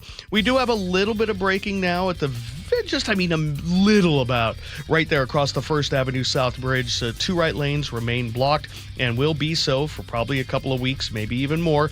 Remember, the HOV lane's open to everybody, so those 2 left lanes are fair game for anybody trying to get across. Right now, again, just a little bit of braking right where 99 pops on. This traffic report brought to you by the KIRO Newsradio App. Text app to 888-973-5476. Download the KIRO Newsradio App, listen to your favorite shows, and get the latest news and updates sent right to your phone. Our forecast, a partly cloudy day as we wrap up the week. 44 for the high, but it's very cold to start. For tomorrow, look for a little rain to move in, 49 our high, and then into the low 50s on Sunday. A mix of showers and sun breaks and clouds. Right now in Seattle, partly cloudy. It's only 28 degrees right now. Coming up, more of the day's top stories, and KIRO News Radio's Luke Ducey gives us a preview of Mariners spring training first game today, as we mentioned, plus your opening bell report here on Seattle's Morning News. KIRO News Radio is right there with you. Thank you so much for hanging out with us. On your smart speaker before you head out the door. We continue to be in recovery mode on northbound I-5. Watch live on YouTube or the KIRO News Radio app. Newfangled idea of having to see the people while they're talking. The office, the gym, wherever you are. Get on the YouTube channel. The whole gang's there. KIRO News Radio. 97.3 FM, powered by MyNorthwest.com. I'm worried. About what? Water. Oh? Hot water, if you really want to know. Water heater worries? Worried it's wearing down. Running out? The hot doesn't last like it used to. So you're... worried. I got a guaranteed fix. Let me guess. A new water heater. Right, but... that's what worries me. Well, worry no more. Why? What you need is an Apollo Plumbing water heater. Because? We include Wrenchy's worry-free warranty. Wrenchy's what? Worry-free warranty. Which means? When it wears out, we replace it. No extra charge. As an A-List Club member, you're covered for life. For life? For as long as you're an A-List member. You get annual life-extending water heater flushes included. So it lasts longer. Right. And when it needs replacement, you're covered. With no worries. Because it's Wrenchy's worry-free warranty. What else would you expect from the Ready Right Now plumbers? Apollo Plumbing. Home of Wrenchy's worry-free warranty. What about tankless ones? Worry-free too. Gotta love that Wrenchy. ApolloPlumbing.com. An organized home is a happy home and a happy homeowner. John Curley here. Closets by Design made me and my home happy. Experience the quality and backing of a national brand with friendly local Seattle service. From booking the appointment to a free in-home consult to installation day, Closets by Design will leave you wowed and clutter-free. Right now, get up to 40% off plus an additional 15% off and 18 months financing and free installation. Visit closetsbydesign.com or call 1-800-BY-DESIGN to schedule today. Your local volunteer fire department routinely answers the call, whether it be a fire, traffic accident, or a cat stuck in a tree. But because of declines in memberships, departments have become understaffed. Your local volunteer fire department desperately needs you. Can you direct traffic, install a smoke alarm, help at a fundraiser? No matter what skills you have, you can make a difference. You don't have to fight fire to be a volunteer. Will you answer the call? For more information on how you can help, visit the Volunteer Firefighter Alliance at supportvfa.org. Progressive presents a guided meditation. Hear the birds sing. A chipmunk nibbling on an acorn. Smell the pine needles gently falling into your living room as the breeze blows through the gaping hole in your roof. Gaze up at that broken tree branch and relax, because you bundled your home and auto with Progressive and have the peace of mind of 24/7 protection. So relaxing. Progressive Casualty Insurance Company, affiliates, and other insurers. Not available in all states or situations. Welcome to guided meditation. Close your eyes. You're at the beach. The seagulls are calling. You take out your iPhone 16e you got from Cricket and use Apple Intelligence to clean up that selfie you just took. It's a good one. You send it to your friends instantly thanks to reliable nationwide 5G. They're totally jealous. Get iPhone 16e for $49.99 when you switch. Smile, you're on Cricket. Requires new line on the Supreme Unlimited plan. First service charge and tax due at sale. $25 activation fee. Terms and restrictions apply. Cricket 5G is not available everywhere. See store for details. Guys, did you know your testosterone level impacts your energy, libido, sleep, weight, hair loss, mood, and even ED? And right now, Revive Men's Health Seattle will check your testosterone for free. They've helped thousands of men since 2011 feel and perform better. They're so confident they can help you, they even guarantee it. Schedule your free testosterone test, exam, and consultation today. Call 206-529-1111. That's 206-529-1111. Or visit ReviveMen'sHealth.com. Hi, I'm Dr. Nia Hergeris with today's tip for kids from the American Academy of Pediatrics. As parents, we want our children to grow up healthy and strong. That means helping teens take responsibility for their health as they become young adults. One way to do that is to make sure they have one-on-one time with their pediatrician. That helps them become comfortable talking about any health issue with their doctors and with you. So make sure to give your teen a voice. It's good for their health. For more on teen health, visit healthychildren.org. Is leaking and rats are moving and mold is creeping and water seeping in. It's hard to be a homeowner, we know. Without American Crawl Space and Pest Services, it is hard to be a homeowner. Dave Ross here. American Crawl are the heroes to call for insulation and pest issues because in addition to their great reviews and decades of experience, they also give out the most PSE insulation rebates of any insulation company in the state. American Crawl, the heroes you call. Get your free inspection at AmericanCrawl.com. As Subaru of Puyallup, enjoy a truly stress-free shopping and buying experience. Friendly experts, transparent pricing, and genuine care. During the Subaru A Lot to Love event through March 31st, enjoy extra savings. Visit your stress-free dealership today. SubaruofPuyallup.com. Now, the latest from KIRO Newsradio and MyNorthwest.com. Live from East Lake Avenue, Seattle's morning news. Good morning. It's 6:30. Hey, Mariners fans, the long wait is over. KIRO News Radio's Luke Ducey is here to preview the Mariners' first spring training game today. I thought I'd kick it off with some Mariners baseball, some sound. We're finally back. Get us in the mood. Yeah, the M's begin Cactus League play this afternoon, taking on the San Diego Padres for their first game of spring training. Mariners manager Dan Wilson says there's still a little bit of sting left over from coming so close to the World Series last season. I don't know that it'll ever go away. It's a tough one to swallow. It was a tough one to swallow at the time. I think you can't dwell on it. The sting won't go away, anytime soon. But it doesn't do any good to dwell on it at this point. Yeah, the Mariners roster is looking pretty sharp, too. Have you seen this 21-year-old prospect, Cade Anderson? Wow, power on the mound. Talk about that. He apparently put on a show Saturday, and I posted this on social media on my feed at Luke KIRO, so go check this out. It was videotaped. He apparently struck out during at live at-bats, Rosarena, Canzone, Mastroboni, and even got Cal Raleigh to pop up on a 3-0 fastball. So this kid is pretty hot. We need more of that, and we need more offense like this. Swinging a drive deep to left field. This one's going up by the train. Goodbye baseball onto the tracks. Julio Rodriguez. David, you told me, we will always love the classic Dave Niehaus calls from yesteryear, of course, but, Rick Riz on the call there. You told us last year you wanted some new calls, though, some new moments. Yeah. You got them. Oh, I mean, I think during the ALCS, when our kind of final game at home, Game 5, the Eugenio Suarez Grand Slam, I was literally just listening to that this morning, Rick's call of it, and I was like, this is the moment right here. This is what I was looking for. This is what I'm going to be rewatching for years to come. Hopefully this season we'll have even more highlights. Yeah, absolutely. And this morning, we're trying to get you in the mood. So we're going to be revisiting this story of spring training, of course, coming up throughout the morning. First pitch of today's game is 12:10. You can catch every spring training game, of course, on our sister station, 710 Seattle Sports. Baseball begins fresh off the Seahawks Super Bowl victory. I mean, it's a good time to be a Seattle sports fan, isn't it? You've got your Mariners hoodie on. You're ready to go? Heck yeah. It's now 6:32. A Snohomish County courtroom was evacuated and shut down yesterday morning. Some evidence being presented during a trial potentially exposed people to fentanyl residue. Rachel Doniger with the Everett Fire Department says about 20 people were checked out. Nobody showing any symptoms. Aside from that one courtroom being closed, courthouse operations were not disrupted. Well, it could have been a lot worse at a Linwood gas station yesterday. A truck's engine caught fire while the driver was pumping gas. South County Fire says he heard a loud bang and saw smoke coming from under the hood. Flames shot out when he opened it. The pump's emergency shutoff triggered. Firefighters arrived just after 8:30 in the morning and put out the fire in about 10 minutes. It did not reach the pumps, but it could have. No injuries reported.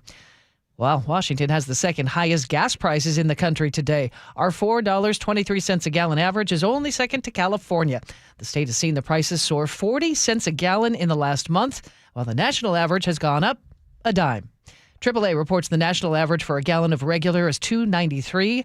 Washington's high gas tax and carbon taxes are contributing to that disparity, something that makes Sully very happy. It's 6:33. Come on in and talk about traffic, will you? Yeah, once I posted that this morning, I immediately got several tweets from friends in Indiana, like where it was 263. Yeah. In your face. Really? Great. Thanks a lot.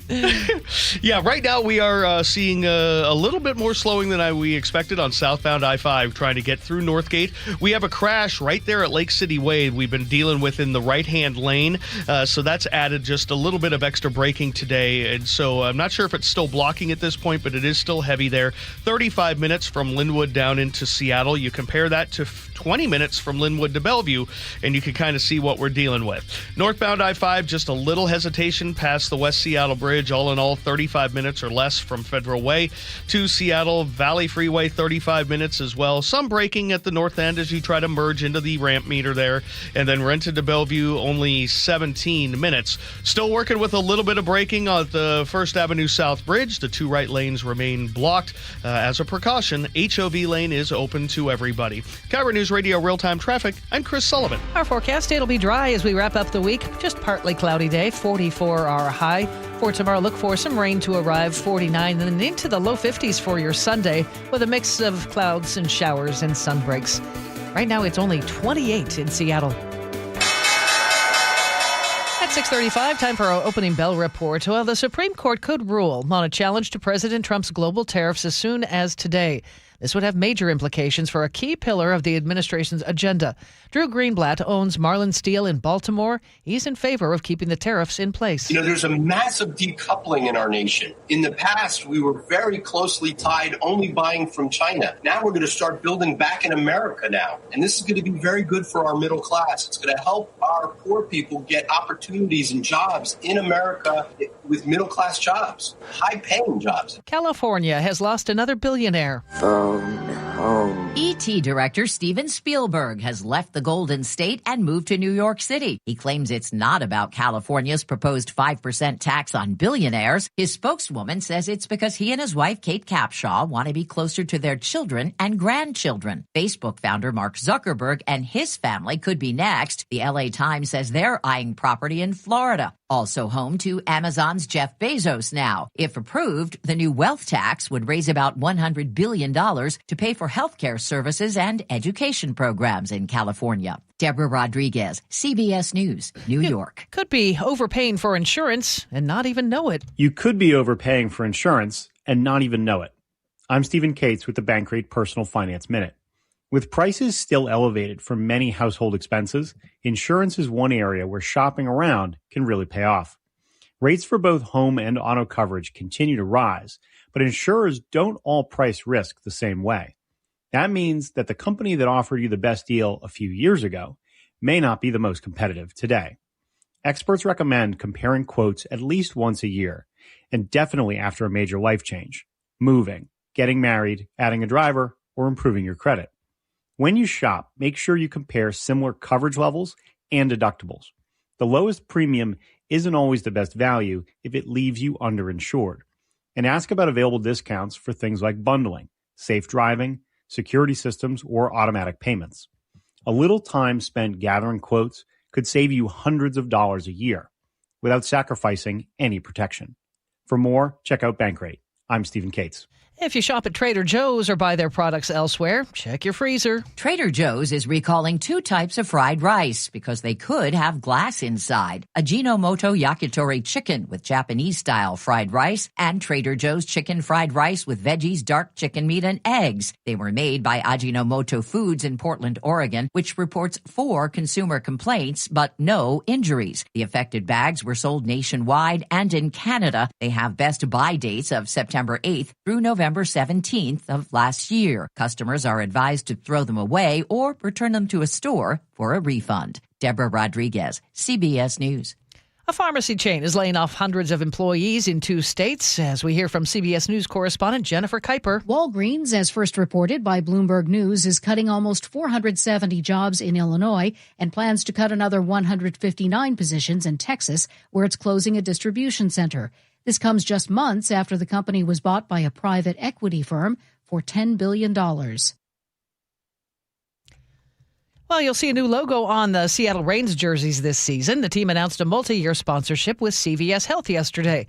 CVS becomes the Reigns' first right sleeve sponsor, and when the Reign play at Lumen Field, the pitch will be called the CVS Health Pitch.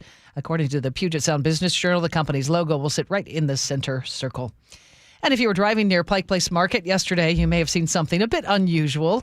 A brand new 16-foot neon sign was making its way through the city. It's now installed almost 6 stories up on one of the market's elevators. Market leaders say it's the first large neon sign added to Pike Place in nearly a century. Checking Wall Street, the bell rang just moments ago, and so far, stocks are mixed. The Dow down about 133 points. We stand at 49,261. S&P 500 is down 6. The Nasdaq is up, but just about 1 point. While the world watches winter sports, see important news and weather, don't take a break. As athletes take to the ice, KIRO 7 News is here, so you know what's happening now. Check in and catch up on live breaking news as it happens. In-depth investigations that impact your safety and wallet. KIRO 7 pinpoint weather that prepares you when winter is no game. When you need to know, we're here. Always updating, always new, always on. KIRO 7 News at 4, 5, 6, and 7 p.m. only on KIRO 7 TV.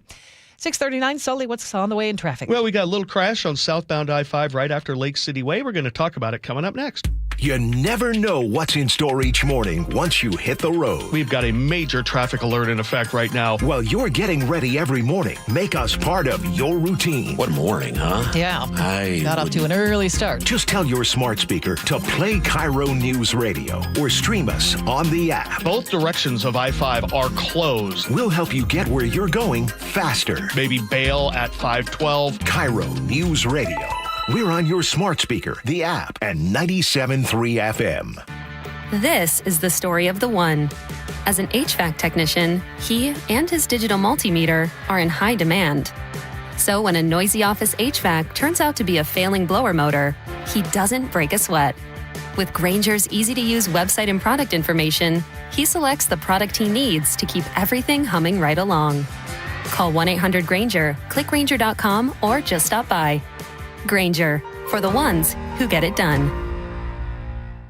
Wesley Financial Group is not a law firm, and Chuck McDowell definitely not an attorney. This is Chuck. If someone talked you into buying something really silly and you want to get out of that silly little thing, my advice, get the facts. Call me and I'll send you our timeshare exit kit absolutely free. Inside, you'll learn how timeshare works and all your options for cancellation. Call Wesley now for your free exit info kit. 800-290-7100. That's 800-290-7100.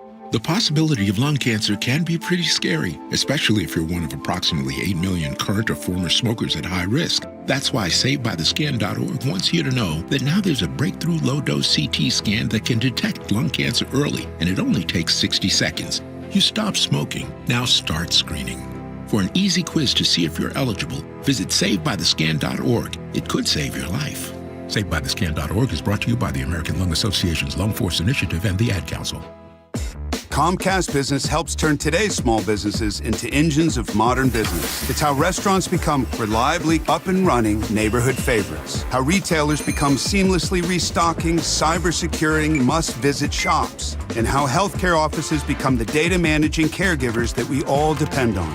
With reliable connectivity, enhanced cybersecurity, advanced fiber solutions, and Wi-Fi backup, Comcast Business is powering the engine of modern business. Powering possibilities. Now through March 22nd, switch to Comcast Business and get started with 150 megabit internet plus Security Edge for $59.99 a month for 12 months with a 2-year agreement. Or ask how to lock in your rate for 5 years on a qualifying internet bundle and get a $500 prepaid card when you add 2 lines of mobile. For a limited time only. Call today. Restrictions apply. New customers only. Requires paperless billing and automatic payments with bank account. Equipment, taxes, and other fees extra. After promo, regular rates apply. It's 6:43, Seattle's Morning News. It's time for a check on traffic. We do that every 10 minutes for you. What's up, Sully? Well, we're not exactly getting Friday light on southbound I-5. We have a little crash there right at Lake City Way or just after it, or they're blocking the right-hand lane. And so we do have slowing that extends now back to the forced merge in Northgate. And we're running at an elevated 35 minutes from Linwood into Seattle. You compare that to the 20 minutes from Linwood to Bellevue, and you can kind of see what you're dealing with. It's probably 50-50 right now if you're up in the Linwood area to maybe go down 405 and then catch a lake bridge over, maybe to pick up that pace, but it might be a wash at this time with the travel times the way they are. Renton to Bellevue is still under 20 minutes, a little bit more action in the S-curves, and there is some spillover onto the Valley Freeway, about 37 minutes now from Puyallup to Renton.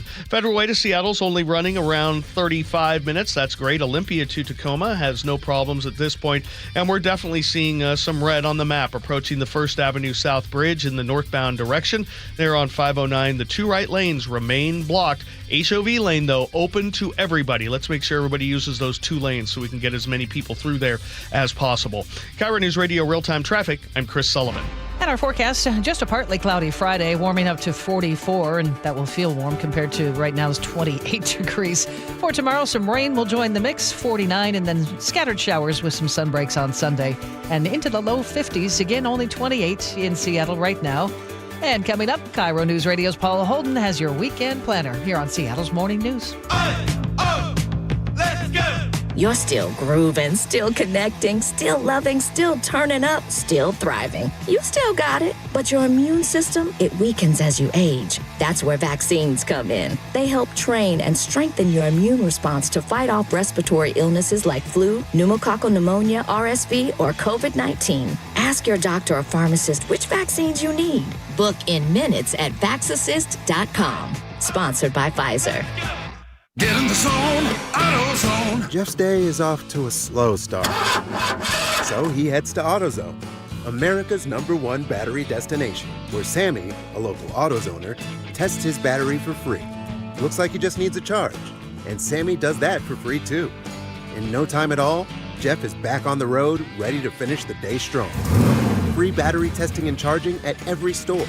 No hassles, just help. Get in the zone, AutoZone. Restrictions apply. The Kendall President's Day sales event is on now at Kendall Ford of Marysville. With incredible low lease offers, it's time to step up to a new Ford. Lease a new 4-wheel drive 2025 Ford Bronco Sport Big Bend at only $398 per month for 36 months with $1,000 cash or trade equity due at signing. Or get into a new 2025 Ford F-150 STX Crew Cab 4x4.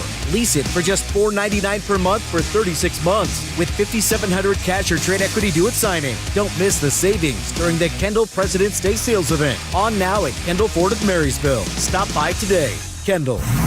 Let's start something great. VIN number 3F-SRF13799 and 1F-SFC30527. $0 security deposit based on 10,500 miles per year. See lease posting at Kendall Ford of Marysville or call 833-935-0117 for complete lease details. All financing at approved credit prices listed do not include Texas title or license. A negotiable documentary service fee of up to $200 may be added to the sale price of the vehicle. Subject to prior sales, see dealer for details. Offer expires 2/28/26. See country star Aaron Lewis and the Stateliners at Muckleshoot Casino Resort, March 24th at 8 p.m. And now an added show on March 25th. He's a multi-platinum artist whose raw lyrics and powerhouse vocals have captivated fans for decades. Now he and his band, the Stateliners, are coming to Muckleshoot Casino Resort. Get your tickets now to see Aaron Lewis at muckleshootcasino.com. Reliable, refreshing, and ready every morning. Seattle's Morning News. Good morning, 6:47 on your Friday. Another weekend is just about here, and if you're still looking for something fun to do, KIRO News Radio's Paul Holden has you covered. It's Friday then, it's Saturday, Sunday, what? It's Friday then, it's Saturday, Sunday, what? The theme this weekend seems to be people are ready to get back outside and get things ready to go for spring. Why do I say that? Well, let's just take a look at what's going on. In downtown Seattle, you can get all the ideas and inspiration you need to turn your outdoor space into your favorite area of your home. The Seattle Home and Garden Show is taking over the Lumen Field Event Center for a weekend of building, remodeling, landscaping, and decorating. Also in Seattle this weekend at the Seattle Convention Center, it's the Northwest Flower and Garden Festival. That'll have over 30 displays, over 100 seminars, and tons of vendors to get your perfect plant or plants for your garden. You'll need tickets to get in, but there are specials and deals to bring the kids along as well. At the Lumen Field Event Center, also this weekend, you can go back to the good old days of lugging your PC to your friend's house so you can either partner up to take down the big boss or go head-to-head in the world of video games. Well, Emerald City Land is bringing those memories to life with 53 hours of gaming, all with folks sitting right next to you and playing on the same network. There will be prizes, tabletop games, and for those that don't want to lug their own PC around, you can rent one to get in on the fun. Plus, proceeds from the event will go support Rebuilding Together Seattle. It's the second weekend of Sound Off, Mopop's spotlight of local musicians under the age of 21. Once you grab a ticket, you'll be able to check out 3 sets from artists from various genres, and you never know, you might just be seeing the next big thing in the world of music. Doors open on Saturday at 7. Seafair is here. Yes, that's right. The first Seafair event of the year is Saturday at the Seattle waterfront. This family-friendly event has all the usual fun, like live music, including a concert on Pier 66, food and drinks, plus the Champions of Change Pickleball Challenge, and lots more. There's a mix of free and ticketed events, so be sure to get details at Seafair's website. Saturday at the Bainbridge Island Museum of Art is the Black History Month Soiree, which is a celebration of Black culture, creativity, and community. There will be live music and other performances, art making, food, and more. There will also be vendors selling their goods and opportunities for those looking to make some connections and show off their work. Tickets are $10 and can be found on the Bainbridge Island Museum of Art website. Speaking of Bainbridge Island, the Chili Hilly Bike Ride is this weekend. Bikers will be pedaling around the island to kick off riding season. Registration to ride is now closed, but this fundraiser for Cascade Bicycle Club will be something to keep in mind if you're hopping on a ferry this weekend. Lunar New Year celebrations are all over on Saturday. You can check out the celebrations at Bellevue Square, the Village at Totem Lake, the Seattle Art Museum, Washington Hall, and Finney Center. If you're looking to celebrate with lion dances, food, martial arts, and everything you need to get ready for the Year of the Horse, check out one of these events. The Seattle Sounders open up their 2026 regular season with the match against the Colorado Rapids on Sunday evening at Lumen Field. The match starts at 6:15, but gates will be open early for fans to check out the pre-match festivities, and the March to the Match returns as well. You'll want to head to Occidental Park and Pioneer Square an hour before the match so you can join in on the songs, marching, and all the other fun. Get tickets on the Sounders website. Spring is almost here. Are you ready to shake off the winter gloom? I know I am. Let me know how you're spending your weekend by reaching out to me at paulh@KIRORadio.com. Paul Holden, KIRO News Radio. Oh, if you're looking for something to do today around noon or so, you could tune into our sister station, 710 Seattle Sports, and get ready for more moments like this. Now the stretch. And the 2-0 pitch to Cal, swinging a high drive, deep to left field. Straw going back to the warning track, to the wall, leaps up, and it's gone! Goodbye baseball into Edgar's Cantina. Holy smoke, the historic season continues into the postseason.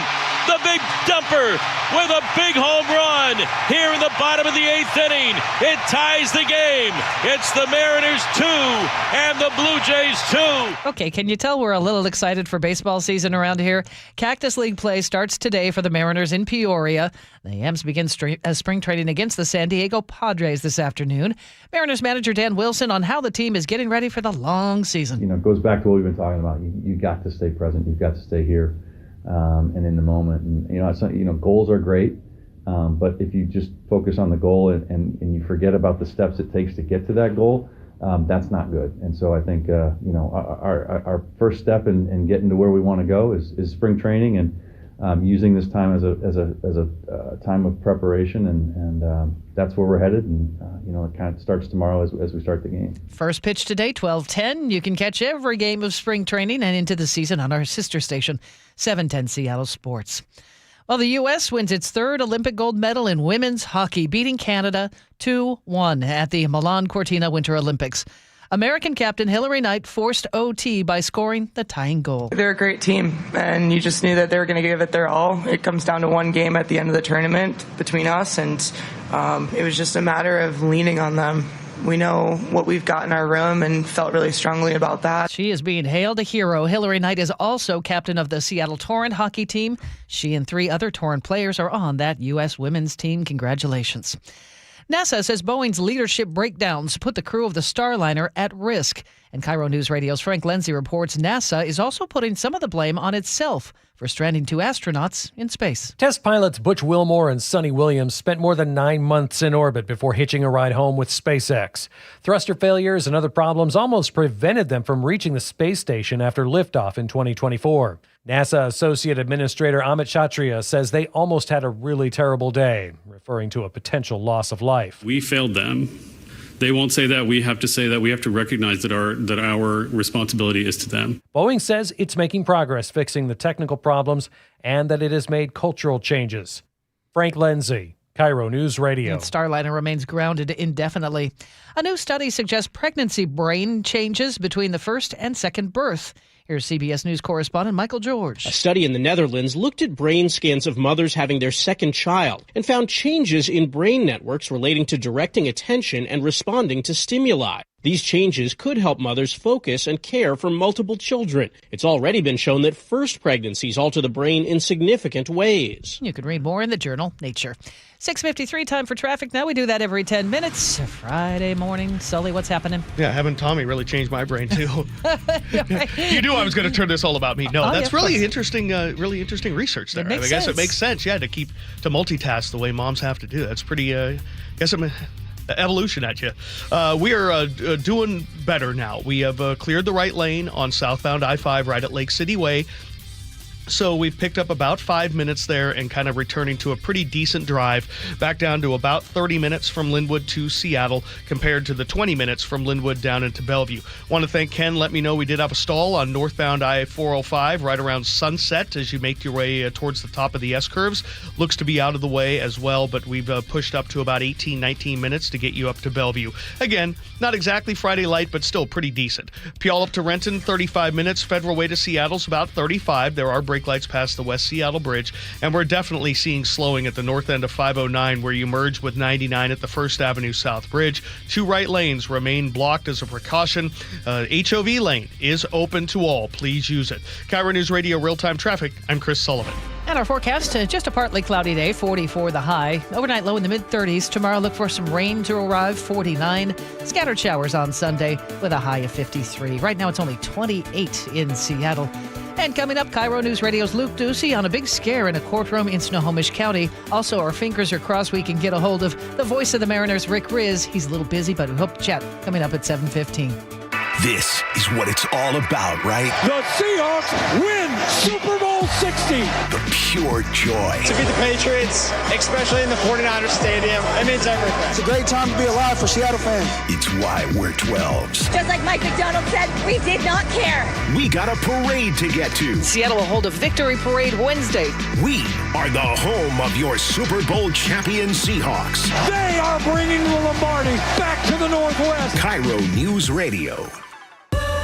I love a day on the water with friends, but my moderate to severe plaque psoriasis sometimes holds me back. Now I'm all in with clearer skin thanks to Skyrizi. Risankizumab Riza, a prescription-only 150 milligram injection for adults who are candidates for systemic or phototherapy. Teaching music is my passion, but my active psoriatic arthritis can limit me at times. Now I'm treating my joint symptoms with Skyrizi. With Skyrizi, most people with plaque psoriasis saw 90% clearer skin at 4 months. Or if you are an adult with active psoriatic arthritis, Skyrizi helps you move with less joint pain, stiffness, swelling, and fatigue.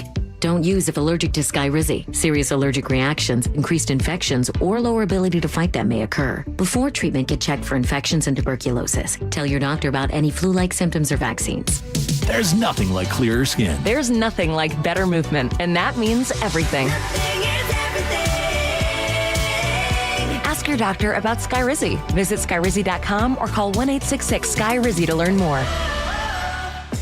Comcast Business helps turn today's small businesses into engines of modern business. It's how restaurants become reliably up and running neighborhood favorites. How retailers become seamlessly restocking, cyber-securing, must-visit shops. And how healthcare offices become the data-managing caregivers that we all depend on. With reliable connectivity, enhanced cybersecurity, advanced fiber solutions, and Wi-Fi backup, Comcast Business is powering the engine of modern business. Powering possibilities. Now through March 22nd, switch to Comcast Business and get started with 150 megabit internet plus Security Edge for $59.99 a month for 12 months with a 2-year agreement. Or ask how to lock in your rate for 5 years on a qualifying internet bundle and get a $500 prepaid card when you add 2 lines of mobile. For a limited time only. Call today. Restrictions apply. New customers only. Requires paperless billing and automatic payments with bank account. Equipment, taxes, and other fees extra. After promo, regular rates apply.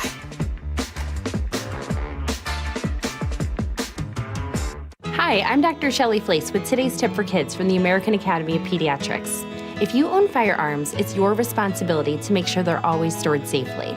Hiding them in a closet or drawer is not enough. Kids know where they are.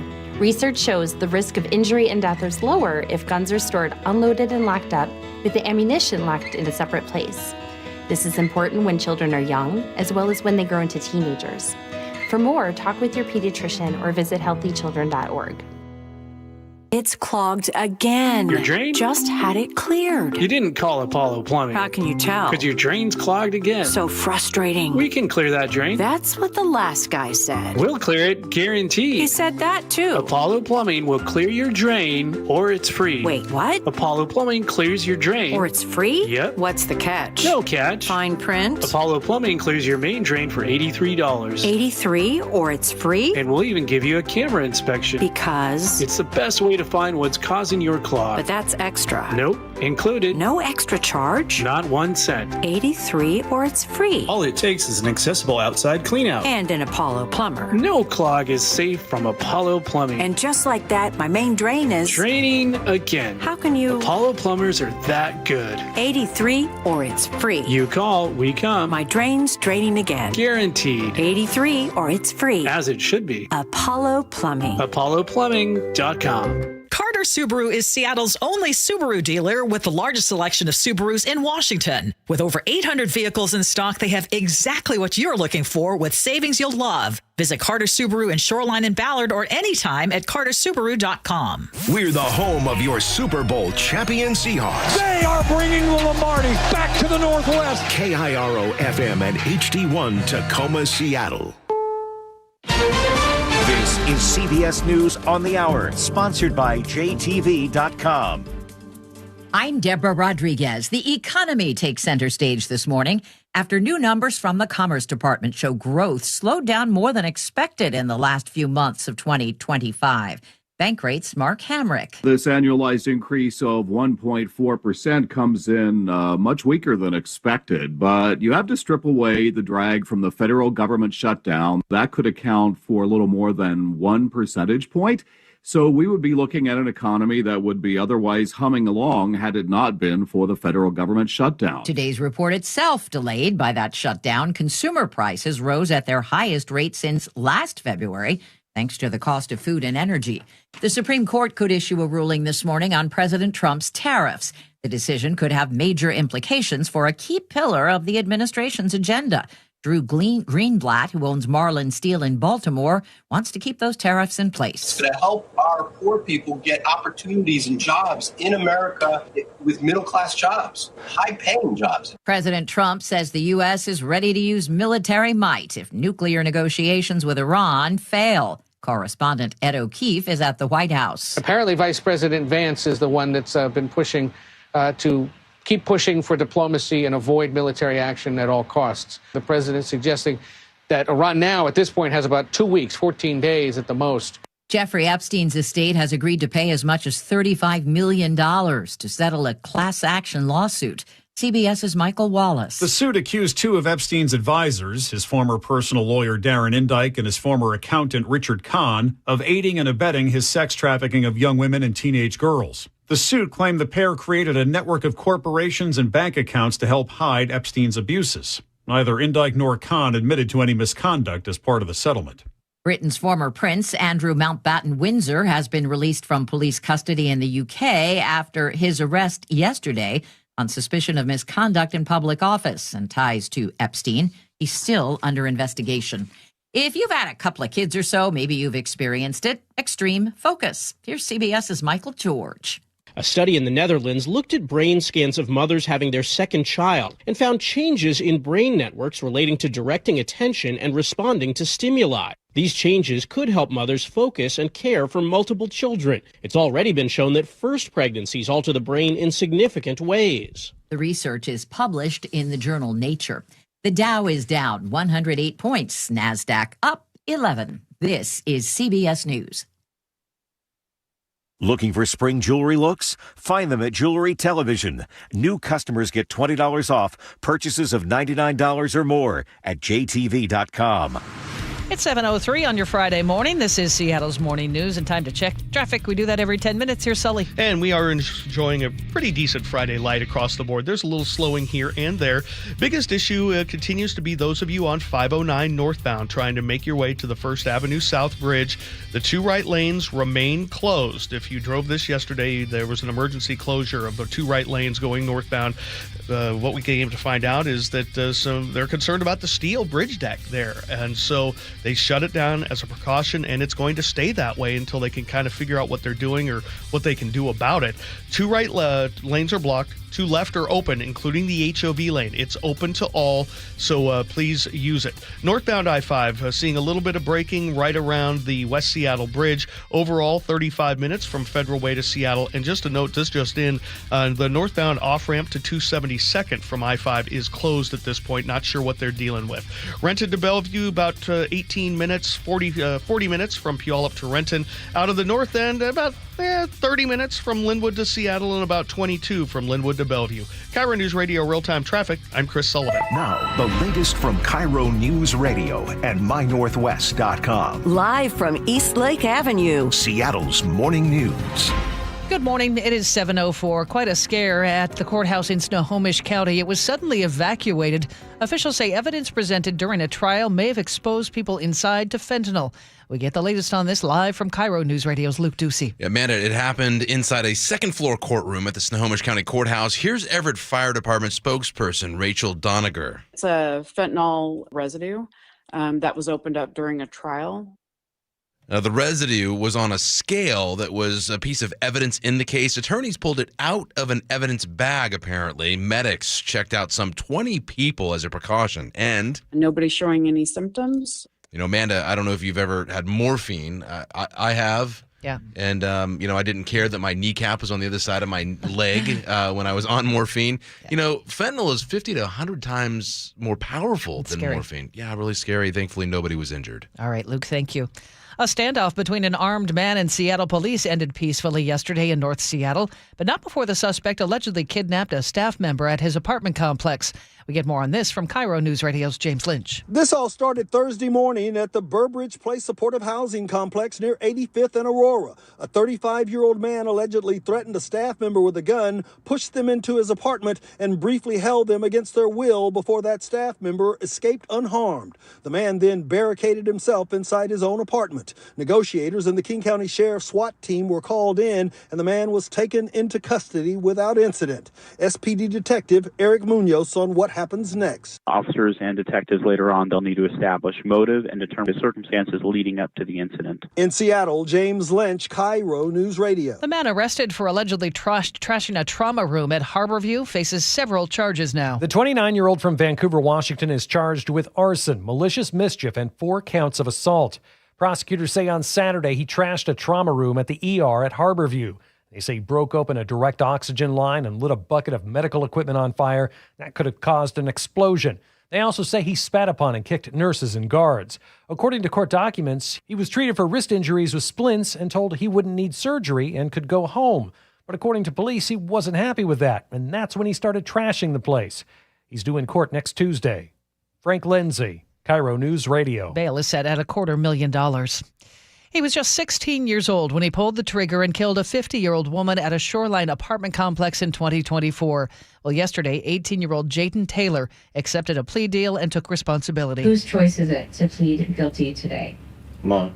And are you pleading guilty to counts 1, 2, 3, and 4? Yes. Taylor was initially charged with second-degree murder for killing Billy Joe Perkins, in May of 2024. He faces as many as 13 years in prison when he's sentenced late next month. A man was hit and killed by a train in Mukilteo yesterday evening. Mukilteo police say it happened about 4:50 in the 8100 block of Nikita Beach Road. First responders found the man's body when they arrived. Police describe him as a white adult male, but he has not been identified.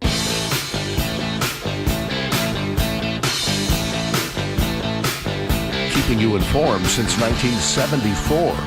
This is the city's longest-running radio news show. Seattle's Morning News on KIRO News Radio. It's 7:08. It's Friday, February 20th. How much do I love this song? A lot. Okay. Yes. Everybody wants it. Yeah, everybody wants a little Billy Squire. What's the movie? Better Off Dead, when they're in the hamburger joint. Is this the song that's playing, I think? I think so, yeah. I always think of Billy Madison from Billy Squire when they're at the lake or the pond or whatever and drinking the beers. I always think of Stroke. Because Winter Olympics and Chaz Michaels. Well, we digress, don't we? All right, Nick Krish is running the board and picking all the music. Producer David Burbank is in the studio, and Chris Sullivan keeping an eye on traffic. I believe we are going to chat with Riz. Did we get him, David? Yes? Okay. Voice of the Mariners, Rick Riz, will join us coming up at 7:15. It is the first Mariner spring training game today. Also, Ursula Reuten's going to stop by and talk about one Olympic performance that's being heralded as a game changer. That's on the way. It's now 7:09. A 19-year-old from Olympia remains hospitalized after a suspected drunk driver crash on I-5. He suffered multiple broken bones, a collapsed lung, and a traumatic brain injury.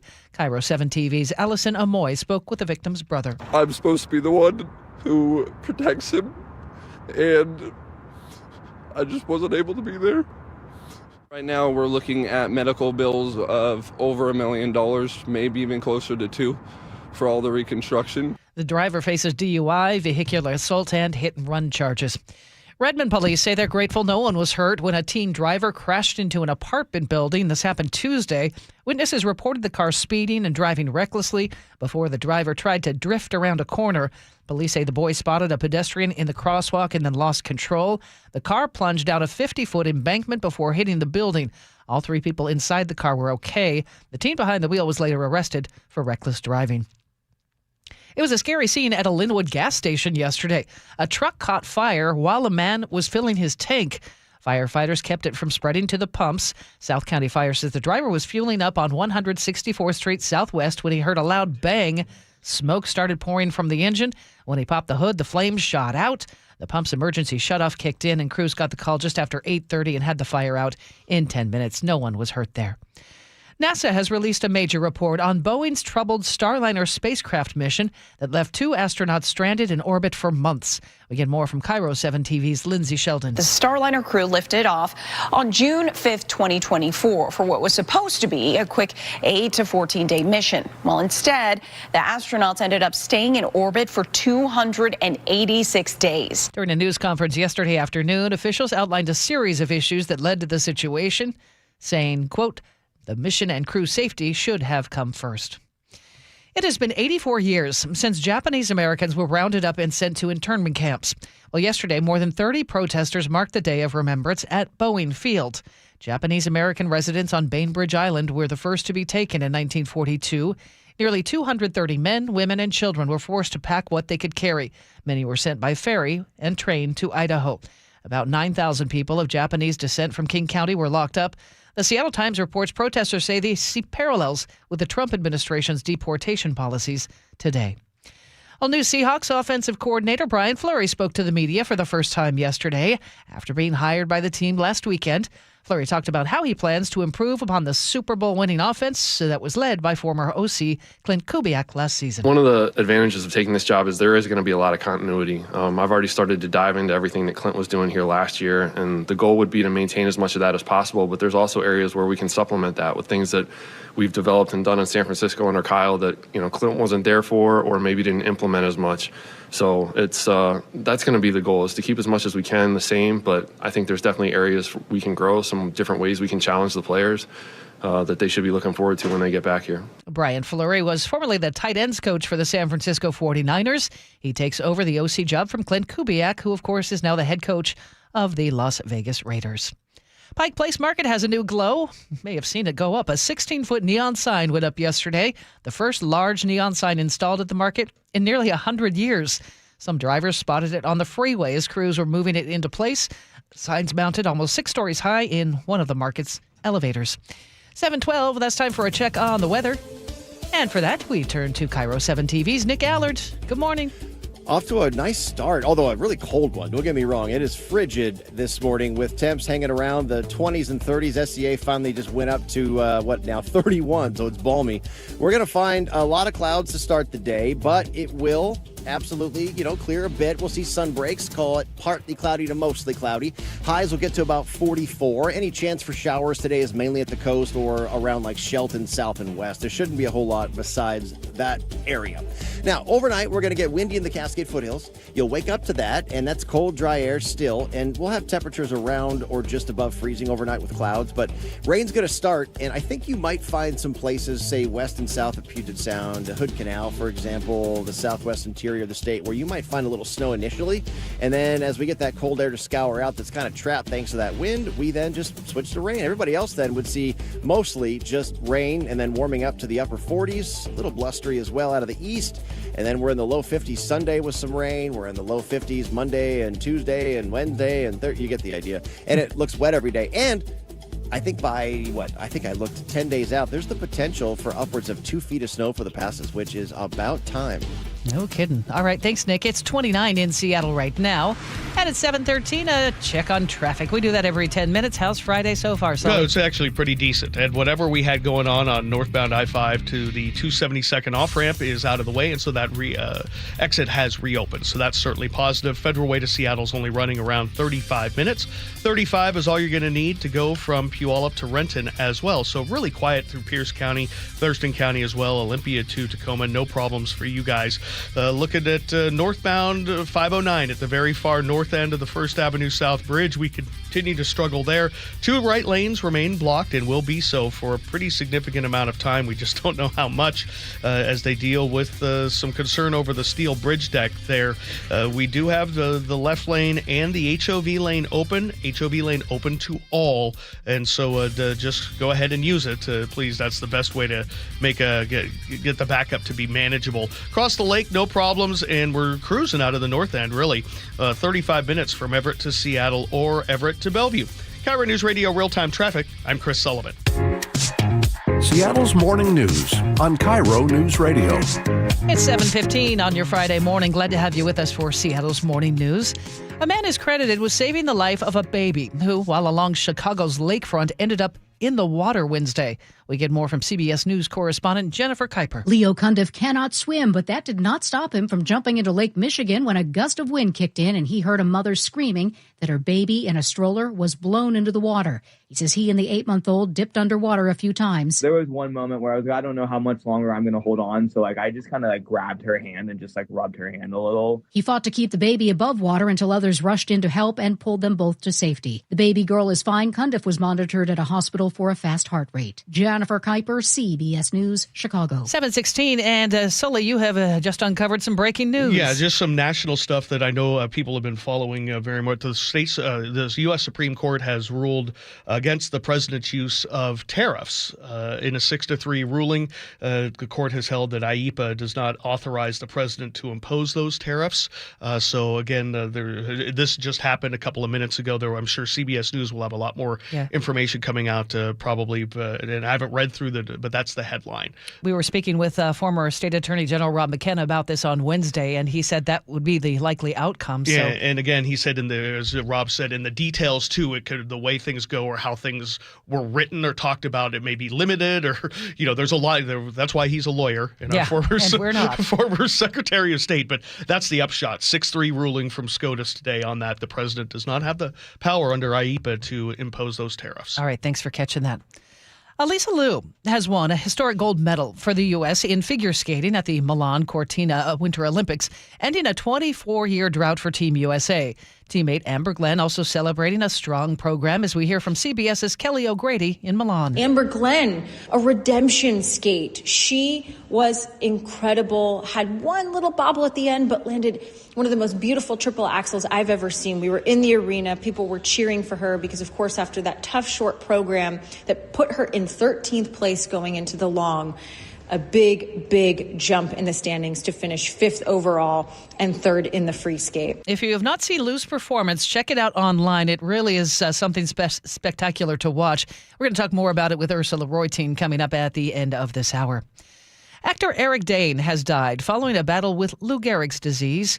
We get more from CBS News correspondent Michael Wallace. Dane was best known for his role as Dr. Mark Sloan, a.k.a. McSteamy, on Grey's Anatomy. The McSteamy face doesn't work on me. I'm immune. You know, if I'd gone off to the woods, I would have invited you to keep me warm. Dane also starred in Euphoria and Charmed and the movies X-Men Last Stand and Burlesque. He announced his ALS diagnosis last April and became an advocate for ALS awareness. His family says he fought a courageous battle against the disease. Eric Dane was 53. Michael Wallace, CBS News. There was a little bit of old Hollywood magic on the streets of L.A. this week as we hear from CBS's Deborah Rodriguez. People lined up to be the next Pamela Anderson and David Hasselhoff. Open casting calls for the upcoming Baywatch reboot brought aspiring actors in red swimsuits and bathing trunks in droves to the beachfront in Marina del Rey. An uncommon sight in the post-pandemic era of self-tape auditions. The director of the opening episode tells the LA Times his team saw about 2,000 live tryouts from 14,000 applications. The reboot received a $21 million credit aimed at revamping California's entertainment industry. Deborah Rodriguez, CBS News. Well, we were hoping to catch up with the voice of the Mariners, Rick Riz, but he is down in the desert getting ready for the first spring training game of the season. We'll hope to catch up with him a little bit later. I think that might be him calling. I think it is. So, Sully, just talk with me here Rick for a second. When Rick Riz calls, we listen. He's like the E.F. Hutton of back. Oh, but I'm dating myself with that. I think that might be him. You know, the other day when there was a chance of snow in Seattle, I sprung out of bed, ran to the window because I was so excited of maybe seeing some snowflakes. This morning, I sprung out of bed because I wanted to put my Seattle Mariners hoodie on and go start watching hype videos. Yeah. And Nick, I'm guessing you have done something similar today. Yeah, I've been getting excited for the baseball season, just like reading all these articles, seeing like who's going to be on the roster, who's new. And I just recently saw that Mitch Garver signed a minor league deal. So he's going to be down in Tacoma hitting some dingers over there and fighting for the backup role for Cal Raleigh. And should be exciting. Well, you'll be there playing all the music for the stadium, right? Yeah. Hopefully I'll see some of those you guys over there one of these games this season. Cool. Yeah, you do a great job down at down there. Hope to see you down there, too. I'll be sometime. down again. Hey. All right. Shall we play Rick's music? I'll do it. Stand down. News matters. Experience counts. You're listening to Charlie Harger and Manda Factor, Seattle's morning news. Charlie's off today, so he does not get to talk with the voice of the Mariners, Rick Riz, who's in the desert. Rick, it's only 28 degrees here this morning. How's it in the desert? Wow. Well, it's going to get up to a toasty 61 degrees today, Manda and David, but in the next few days, it's going to get up into the high 70s and even the 80s here in the next 4 or 5 days. So it's a little bit warmer than back home. I know it's pretty chilly. It's nice down here. Here we go. First game of the Cactus League, San Diego Padres. Are you ready for it? I'm ready. I just sat down and talked with Dan Wilson, the manager of the ball club, and he's all excited, and rightly so. And that's why I apologize for being late for the interview. But, everybody's excited. And take a look at the lineup that we see here in Game 1. You know, it's going to be a lot of familiar faces. You know, with Julio Rodriguez in there, he's going to be the DH this afternoon, and Cal Raleigh, and we're going to see some young players, you know, in the lineup too, like Michael Arroyo. But there's 70-plus players here in camp, and they're ready to go. And this is the start of season number 50 in the history of the Mariners, and it's going to be one heck of a year for this franchise. Rick, you mentioned all the stars that are in the lineup today and some of the new faces. Are there any of the new guys in particular that you're looking out for? I'm thinking of this guy, Cade Anderson, who we saw doing some live at-bats earlier in the week. Any guys really catching your eye since you've been down there? Yeah, right now, guys are throwing bullpens and taking BP and things like that.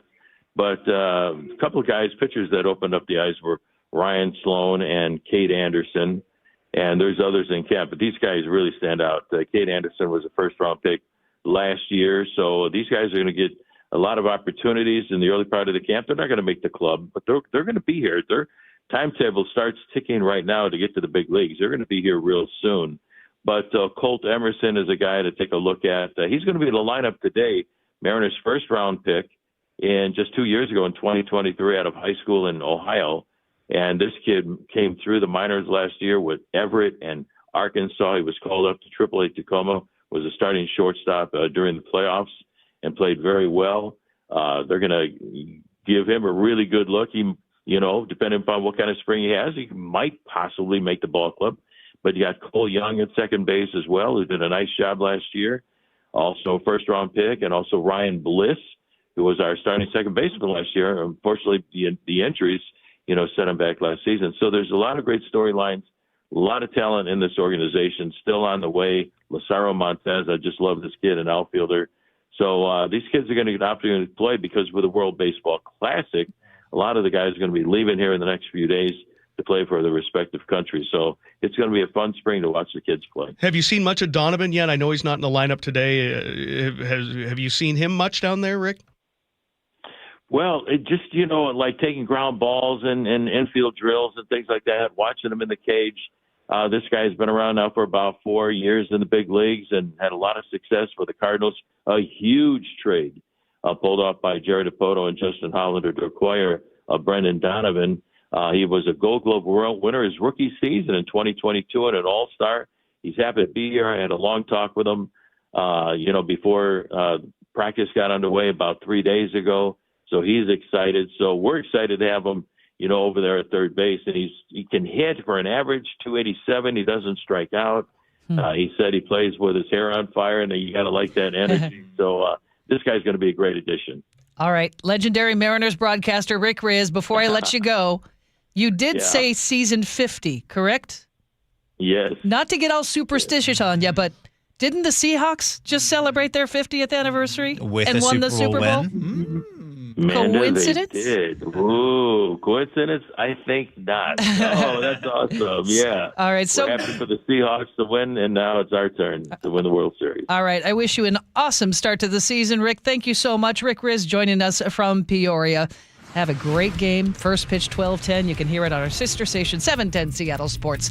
All right, traffic. I get goosebumps. I know. It's like right back to that playoff energy, and here we go. It's going to be a long season, but boy, I know it's super exciting. Looking at the roads right now, not too bad at all. The heaviest braking really is on 509 northbound as you make your way up to the First Avenue South Bridge. Still have the two right lanes blocked there as they are closed for precautions as the engineers continue to assess, just the reality of the steel deck bridge. Their steel bridge deck, I should say. The left lanes are open, including the HOV lane for everybody. Federal Way to Seattle's about 38 minutes now. There are some brake lights past the West Seattle Bridge. Renton to Bellevue's under 20, under 35 to 40 from the Puyallup area on up into the Renton area. It looks like we might have a crash on southbound 167 right there in Puyallup before the Puyallup River Bridge. I'll have a little bit more info on that coming up later. And 35 minutes from Everett to Seattle or Bellevue.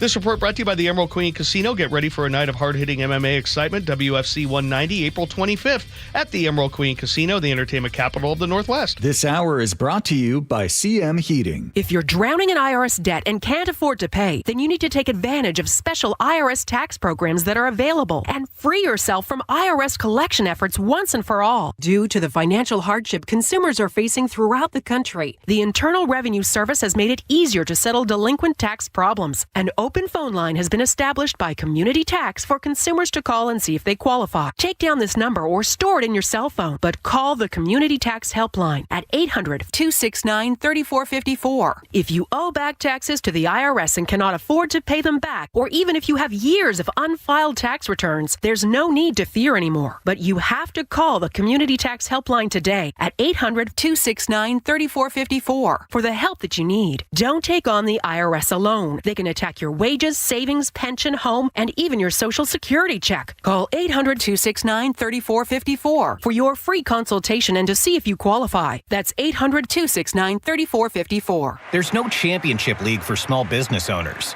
but if there was, you'd be at the top of the standings. Because going pro with Lenovo Pro means you've got the winning formation, one-on-one advice, IT solutions, and customized hardware powered by Intel Core Ultra processors help you stay ahead of the competition. Business goes pro with Lenovo Pro. Sign up for free at lenovo.com/pro. Lenovo. Why'd I go to the doctor? Working on the farm, my heart kept skipping a beat. I didn't think much of it, but my daughters made me get checked out. Turns out I have atrial fibrillation, which increases the risk of stroke about 5 times. Symptoms like irregular heartbeat, heart racing, chest pain, shortness of breath, fatigue, or lightheadedness can come and go. But if it's AFib, the risk of stroke remains. If you have symptoms, contact a doctor. I'm so glad I did. Visit notimetowait.com. Sponsored by Bristol-Myers Squibb and Pfizer. Guys, did you know your testosterone affects everything in your system, including how you feel and perform every day? Right now, Revive Men's Health Seattle will check your testosterone for free. Knowing your T levels is the first step in understanding if you have low T. Your testosterone level impacts your energy, libido, sleep, weight, hair loss, mood, and even ED. Maintaining an appropriate T level can change your whole life. Most men start to see changes in their hormone levels in their 30s. Experience and results matter. So what are you waiting for? Get your T levels checked today by local, experienced, and trusted men's health experts. They've helped thousands of men since 2011. They're so confident they can help you, they even guarantee it. Call Revive today and schedule your free testosterone test, free exam, and free consultation.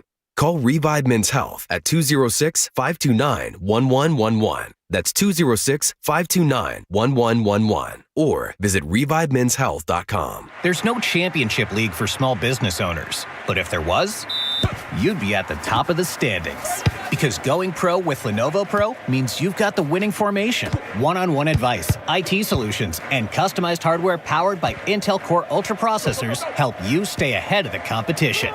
Business goes pro with Lenovo Pro. Sign up for free at lenovo.com/pro.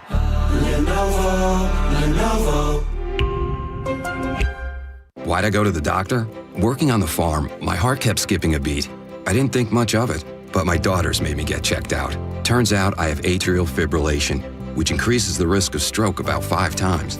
Symptoms like irregular heartbeat, heart racing, chest pain, shortness of breath, fatigue, or lightheadedness can come and go. But if it's AFib, the risk of stroke remains. If you have symptoms, contact a doctor. I'm so glad I did. Visit notimetowait.com. Sponsored by Bristol-Myers Squibb and Pfizer. It's cold outside, and if you're noticing it's taking forever to heat your home, there are cold spots in certain rooms, your furnace turns off and on a lot, or it never stops, or maybe your energy bill is just way too high. These are all warning signs that your home needs a blanket. There may be something wrong with your insulation, which means not only are you uncomfortable in your own home, but you could be wasting hundreds or thousands of dollars a year in lost energy. Call Insulation Northwest today, and we'll send one of our professionals to give you a fast, free energy inspection to determine if there is a problem. And if there is a problem, we can fix it fast. Most jobs are completed in 1 day. You have nothing to lose. The inspection is free and only takes about an hour and could save you thousands. Keep the heat in, the cold out, and your energy bill low. Call Insulation Northwest today. Insulation Northwest, the real insulation company. Please ask if you qualify for thousands of dollars of free rebates from your energy company. InsulationNorthwest.com. Now, the latest from KIRO Newsradio and MyNorthwest.com. Live from East Lake Avenue, Seattle's morning news. Good morning. It is 7:30. Breaking news this morning, a major defeat at the Supreme Court for President Trump. Loyola legal professor Jessica Levinson says the justices have ruled against his right to impose tariffs. This is a significant rebuke of the Trump administration. They were arguing for a very broad view of executive power under the statute. ultimately, the Supreme Court concluded that Congress had not given this president or any other president the power to use this statute to issue tariffs. Now, the court ruled 6-3 against the president's right to impose those tariffs. Two of the president's own appointees, Amy Coney Barrett and Neil Gorsuch, joined Chief Justice John Roberts, and the court's liberal justices in striking down the tariffs. We'll have much more throughout the day here on KIRO News Radio. Well, Mariners fans, the long off-season is finally over. The M's back on the field today for the first spring training matchup. KIRO News Radio's Luke Ducey joins us with a preview as the 2026 season gets underway. Don't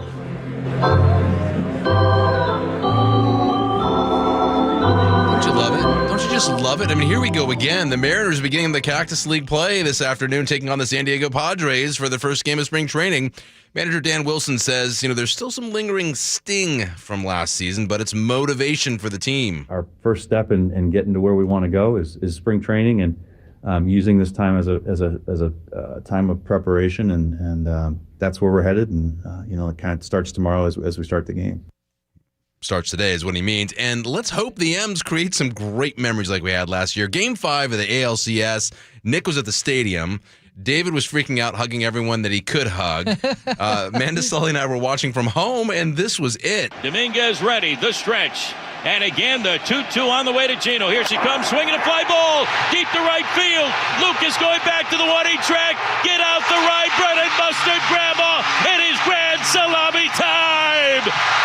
Eugenio Suarez with an opposite field.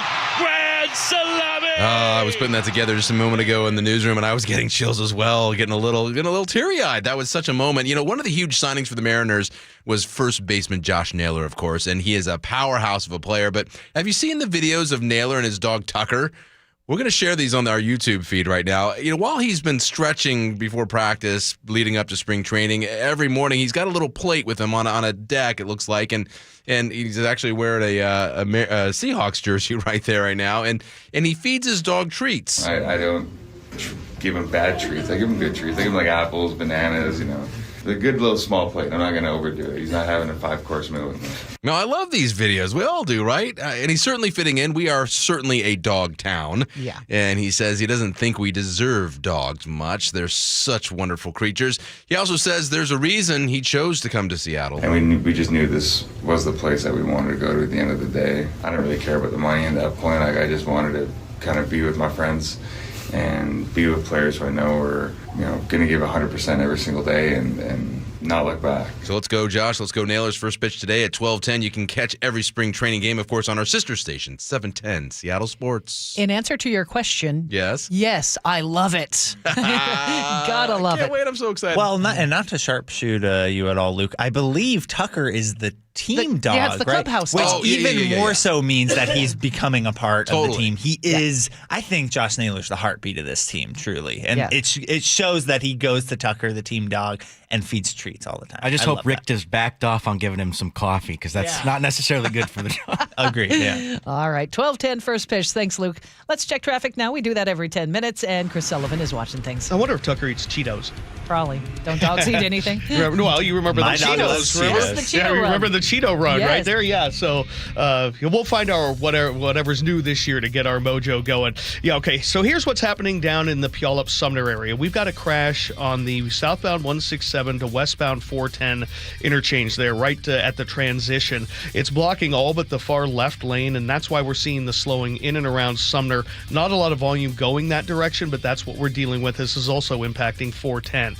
Going the other direction, the primary commuting route, Puyallup up to Renton, looks like we've got about a 35-minute trip for you, and then Renton to Bellevue's under 20. Federal Way to Seattle, a little braking at the West Seattle Bridge, but you can handle it under 35 to make the trip there. Still seeing the very heavy brake lights on northbound 509 right at the 99 merge right there at the First Avenue South Bridge. 2 right lanes remain blocked there as a precaution. Coming down from the north end, give yourself about 40 minutes from Everett to Seattle or Everett to Bellevue. And it looks like we've already blocked off the exit to 26 there by the Tacoma Dome. Today's day 2 of the MAC Classic at the Tacoma Dome. So lots of wrestlers and their families heading to go see the competition. This traffic report is brought to you by Closets by Design, custom storage solutions for closets, garages, home offices, and more. ClosetsByDesign.com or call them 1-800-BY-DESIGN. Our forecast, cold is the story of the morning. Eventually we'll warm up to about 44, partly cloudy for your Friday. Tomorrow look for some rain to roll in, 49, and then a little bit warmer on Sunday into the low 50s with a mix of showers and sun breaks. Right now in Seattle, it is partly cloudy and 29. Bringing you Seattle's morning news since 1974. This is KIRO Newsradio. A rapid escalation in U.S. involvement with Iran this week. President Trump claims the country has 10 days to agree to a nuclear deal or, quote, bad things happen. This as the president brags about his new Board of Peace initiative, pledging massive amounts of money for aid to Gaza. Let's get the latest on all of this now. CBS White House correspondent Natalie Brand joins us. Good morning, Natalie. Good morning, Manda. Good to be with you. Can we just start with how did we get here with Iran? Yeah, well, if we think back to the beginning of the year, since really January 1st, there's been these threats directed to Iran. The president very concerned with Iran potentially rebuilding its nuclear program. And I remember back to his comments, at the beginning of January, suggesting that they might be doing that. So we've seen these threats. They've also coincided with those mass demonstrations in Iran against the regime. The president also back then threatening to get involved if Iran took action, killed protesters. So, there's been this back and forth over the past several weeks. But now this is obviously ramping up. And just this week, CBS News has learned that military planners told the president that they would be ready as soon as this weekend for potential military action, even though that timeline is expected to extend out. And we heard the president say, the next 10 to 15 days, we would find out what will happen here. This is all happening, Manda, too, at the same time as these indirect negotiations with Iran. I say indirect because Oman has been the mediator, Oman talking to both sides over, these relaunched nuclear negotiations between the United States and Iran, since the president, again, has made clear his red line is no nuclear weapons. What specifically is he asking them to do? So this is where it gets a little tricky. We know that, they do not want the U.S., the Trump administration does not want any uranium enrichment. But we also know that Israel has been pushing the U.S. to include Iran's ballistic missile program and that supply as part of these larger nuclear talks. And that's an issue where Iran said it's a red line for Iran. So now we are hearing diplomatic sources are telling CBS News' Margaret Brennan, the Face of the Nation moderator, that there's an effort by Iran to try to get the U.S. to decouple that issue from these latest talks. And Margaret's reporting, according to diplomatic sources, also suggests that Iran may be trying to make a direct appeal to President Trump by proposing some new potential investment opportunities as part of a nuclear deal. This source saying that Iran indicated it might be willing to even purchase U.S. aircraft and offer possible access to oil and gas fields. Iran making a big push here to try to keep the talks going because, no one wants escalation in the region. Now, as I mentioned, President Trump claims the country has 10 days to agree. Where are we in that timeline? Well, the latest round of indirect talks happened earlier this week. I believe it was Tuesday. With Special Envoy Steve Witkoff and Jared Kushner part of that in Geneva. And we heard from a U.S. official following those talks that Iran was expected to come back within a couple of weeks and offer a more detailed proposal on, where the gaps are in the two sides' positions. So, we do have this 2-week timeline on that detailed proposal, also coinciding with what we've learned about the military buildup. There's a second U.S. aircraft carrier on its way to the region, and all forces who have been deployed to the Middle East are expected to be in place by mid-March. Natalie, thanks for all the information this morning. We appreciate it. CBS White House correspondent Natalie Brand. It's 7:41. What's coming up in traffic, Sully? Well, we're going to take a look at this crash that's causing problems down the Puyallup-Sumner area. We'll break it down next. Thank you, Dr. Wagner. I have a really bad left hip. In fact, this other doctor's like, well, you're going to have to get a hip replacement. I was like, oh, my God. He goes, how old are you? I told him, well, you're going to have to wait a couple of years because we don't want you to wear the hip out. We want you and the hip to both go to heaven together. I was like, well, in the meantime, well, try stretching, aspirin. I was like, I'm not doing that. I'm in pain. I can't sleep. I could barely walk. I'd get off a plane and I'm like struggling to even make it down the ramp. I go to see Dr. Wagner. He explains to me how the stem cell procedure works. It's 90 minutes, and I'm telling you right now, I love it. So rather than surgery, make an appointment to see Dr. Wagner. It could be the game changer for you, like it's been for a whole bunch of other people as well. So whether it's your hip or your wrist or your shoulder, your knee, check out Dr. Mark Wagner. I'm telling you right now, stem cell procedure could be the answer for you, as it's been for me. You want to find out more? drmarkwagnermd.com. That's drmarkwagnermd.com. Buying a car is a big decision, but Carter Subaru makes it so easy. Carter Subaru is Seattle's only Subaru dealership with more than 700 vehicles in stock, the largest selection in our state. And right now, you can get the 2026 Subaru Forester starting at 0.9% financing for 36 months. Shop now during the Subaru A Lot to Love event. Visit Carter Subaru in Shoreline or Ballard or anytime at cartersubaru.com. On approved credit, subject to vehicle insurance and availability. A documentary service fee may be added to the sale price or capitalized cost. See dealer for details. Valid through 3/2/26. Out at the Wilcox family farm, our hens roam freely on fresh green pasture. But that means predators like coyotes and eagles are always nearby. That's where our team of Great Pyrenees help out. These gentle giants were born to protect, and they become a part of our family. Raised alongside the chickens from puppyhood.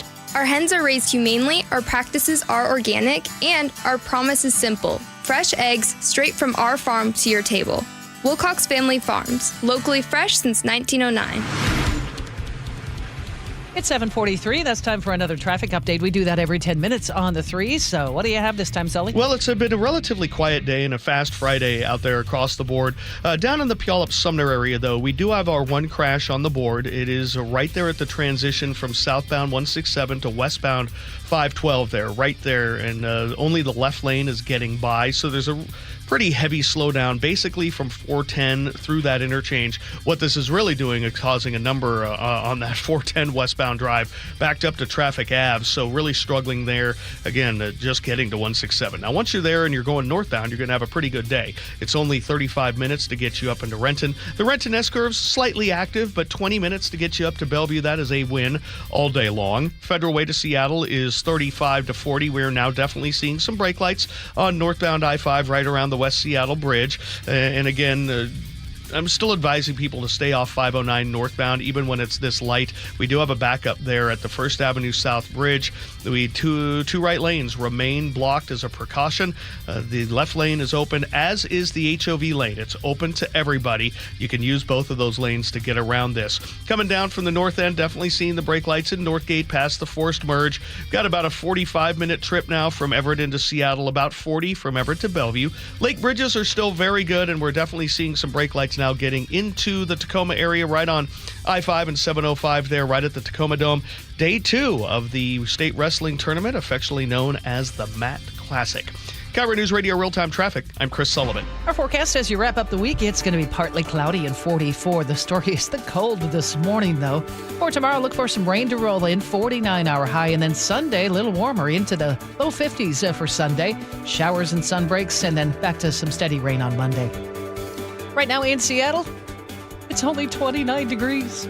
It's now 7:45. Hey, look who's in the house. It's our friend Ursula Reutzine. Ursula, good morning. Good morning. You, in just a couple minutes, apparently have figure skating on your mind. Yes, because I think this young woman's performance and her comeback story is a lesson for all of us. All right, that's next on Seattle's Morning News. Life's expensive enough, isn't it? Groceries, gas, kids' activities. Sometimes your roof needs replacing, but your budget says not now.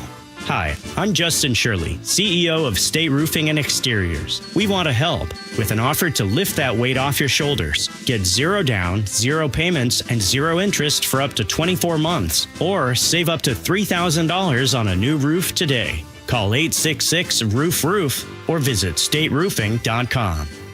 Amy Cox did something smart. She saved hundreds on auto insurance switching to Progressive. And with that money, she decided to treat herself to an anti-aging red light mask. Will she look like a horror movie villain every night? Yes. Will her boyfriend Kevin be scarred for life? That's certainly a risk.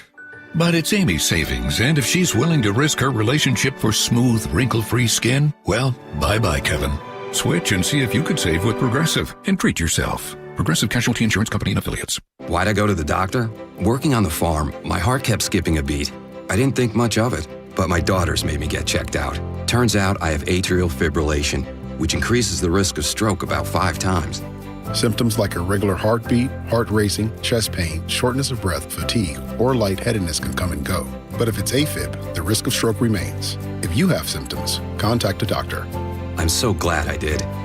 Visit notimetowait.com. Sponsored by Bristol-Myers Squibb and Pfizer. Underestimating the trucking industry is one of the biggest mistakes I see victims and other lawyers make. Trucking companies have an army of lawyers and experts who act quickly after an accident to protect the company. Only an experienced trucking accident lawyer can navigate the complicated federal and state laws to protect your rights. If you or a loved one has been injured in a trucking accident, call Davis Law Group today for a free consultation or get my free book on trucking accident law at WashingtonAccidentBooks.com. With the new IHOP value menu, $6 is all it takes to go to your happy place, where stacks of pancakes with bacon and eggs are just $6 every day. French toast, sausage, and eggs are, you guessed it, $6. And fluffy omelets come with a side of pancakes and only cost $6. Go to your happy plates every day at IHOP. $7 in some locations. Available every day for a limited time at participating restaurants in the U.S. Hours may vary. No substitutions. Not valid with other discounts or promotions. Prices may vary. Pizza's here. Oh, great. I'd love some, but I'm worried about my stomach issues. If you're worried about having diarrhea, gas, bloating, stomach pain, or loose, oily stools, it may not just be stomach issues. It could be a condition called exocrine pancreatic insufficiency, or EPI. With EPI, the pancreas doesn't release enough enzymes to break down food, but EPI is manageable. Use the symptom checker on identifyepi.com and talk to your doctor. That's identifyepi.com. Sponsored by AbbVie. For more than 50 years, the voice Seattle trusts. This is Seattle's Morning News on KIRO Newsradio. 7:48 on your Friday morning, the 20th of February. Joining us now from the G and Ursula Show, which you can hear from 9 to noon here on KIRO Newsradio. Ursula Reutin, good morning. Good morning. So have you all been watching the Olympics? You know, I said to my husband last night, we should watch the Olympics. And he said, the what? Because it's sad, but they just haven't been very well promoted this year for some reason. You know what I think is happening for us? We have been so hyper-fixated on the Seahawks. That's true. And now the Mariners starting. And then the Mariners are starting, so we haven't really had a break. So I'm going to bring a story to all of you about Alyssa Liu. And I have been mesmerized by this young woman because she has the comeback story for the ages. So just a little background here. So for years, she was the kid prodigy on the ice. She would do triple axels before she could even drive. She was winning national titles before she could even vote. She was the youngest women's champion in U.S. history at the age of 13. That was in 2019. And then she defended the title in 2020. And then at the tender age of 16, she said, I'm not having fun. I am stressed out. I am doing things that other people want me to do. I want to be a kid. And she just walked away from the sport. Wow. And that was in 2022. She was burned out. She wanted to be a normal teenager. She finished high school. She started college at UCLA, hanging out with friends. But then she said she was skiing and she was feeling that the use of her legs and how good it made her feel to be that active. And she said, you know what? The skating bug and the idea of going back to it hit her.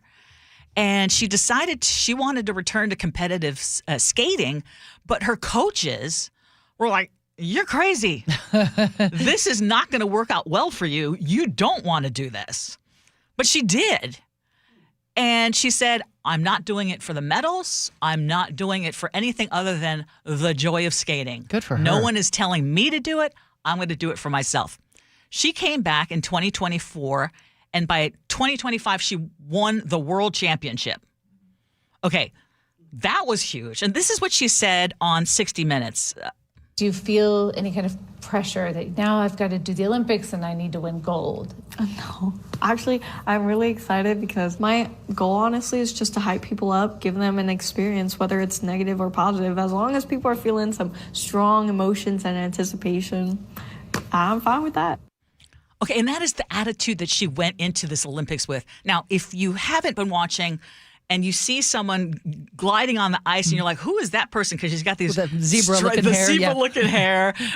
When she smiles, she's got this piercing. She's just this free spirit. Yesterday, she took that attitude of, I don't care.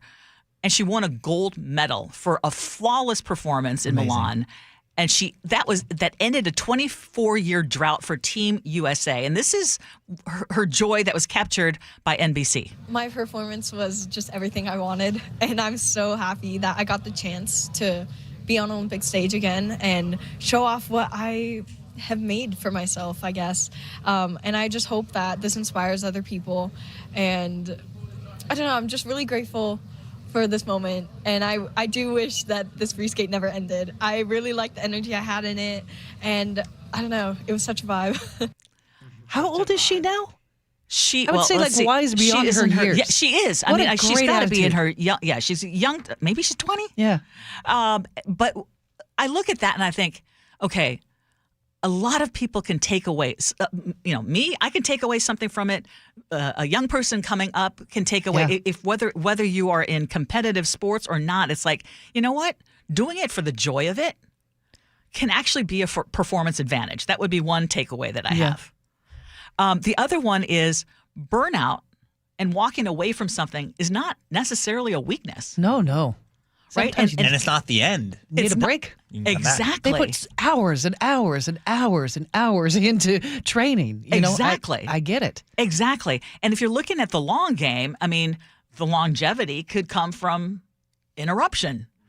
And again, taking the time to be a kid, to have a normal life, and then going back into it. Yeah.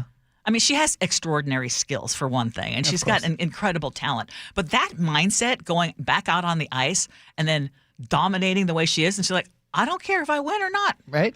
As someone, I do not follow figure skating. I don't really follow any of the Winter Olympics. And I just watched the video this morning, and having no stakes in any of these games, it was captivating. If you're listening to this, please go look it up on YouTube, because just her face, her body posture, as she's doing everything, it feels like this is a performance that's like a lifetime in the making. Like, she's expressing every bit of herself on the ice in front of everyone. And it was amazing to watch. As someone who, like I said, knows nothing about any of the technical aspects of this stuff. Just about out of time, but go ahead. Well, I was going to say, the one thing you don't see on her face is stress. It was pure joy. That's amazing for her age. Yes. Do you think, again, almost out of time, but do you think this changes figure skating in the future? Is she like blazing a trail? I think she's blazed a trail. I mean, it's been historic. Yeah. I think, if you look at there's her teammate Amber. I mean, it's an opposite story where she had all this pressure, and didn't do so well. Well, that's awesome. Thanks for sharing. I'm going to have to go watch it because I didn't see it. All right, quick check on traffic. Sully? And we are working with a crash causing problems in Puyallup-Sumner, southbound 167 to westbound 512. Crash blocking everything but the far left lane, so we're backed up there. Really doing a number on westbound 410. Valley Freeway itself is in pretty good shape. There's a lot of traffic in and around the Tacoma Dome on I-5 because of the Matt Classic, which is getting underway again, day 2. Northbound I-5 heavy past the West Seattle Bridge, and 509 slow right there at the First Avenue South Bridge. And we do have a crash on westbound 520 as you make your way over to I-5. Blocking the right lane there, adding to the misery in and around that corridor. This report brought to you by Closets by Design, custom storage solutions for closets, garages, home offices, and more. ClosetSbyDesign.com, 1-800-BY-DESIGN. By the way, G and Ursula's show, you can hear 9 to noon here on KIRO News Radio. Partly cloudy, 44 for your Friday. The rain should return tomorrow. Right now in Seattle, it's cold. It's only 29 degrees. This is KIRO News Radio. At Uline, they know firsthand the road to success is an uphill climb. Uline started in the family basement, and through hard work is now North America's most trusted shipping and industrial supplier. They get what it means to have the support of reliable, hardworking partners, so they keep 41,000 items ready to ship. Whether your company is still in a basement office or expanding cross-country, Uline will be there on your road to success. Visit uline.com. KIRO FM and HD1 Tacoma, Seattle. Your tax return is one of the most important financial documents you produce each year. Have you ever looked at it and wondered what else can you do to minimize your taxes? John Curley here to tell you about Madrona Financial's 1040 Treasure Hunt Workshop, a hands-on tax planning workshop that helps you use your 1040 tax return to uncover tax reduction strategies, avoid future tax surprises, and plan ahead with confidence. The 1040 Treasure Hunt Workshop is at 6 p.m. on March 3rd at Madrona Financial's Kirkland office. This free hands-on event will expose ways to pay less in taxes and plan for the future. If you want fewer surprises and more control, this workshop is the place to start.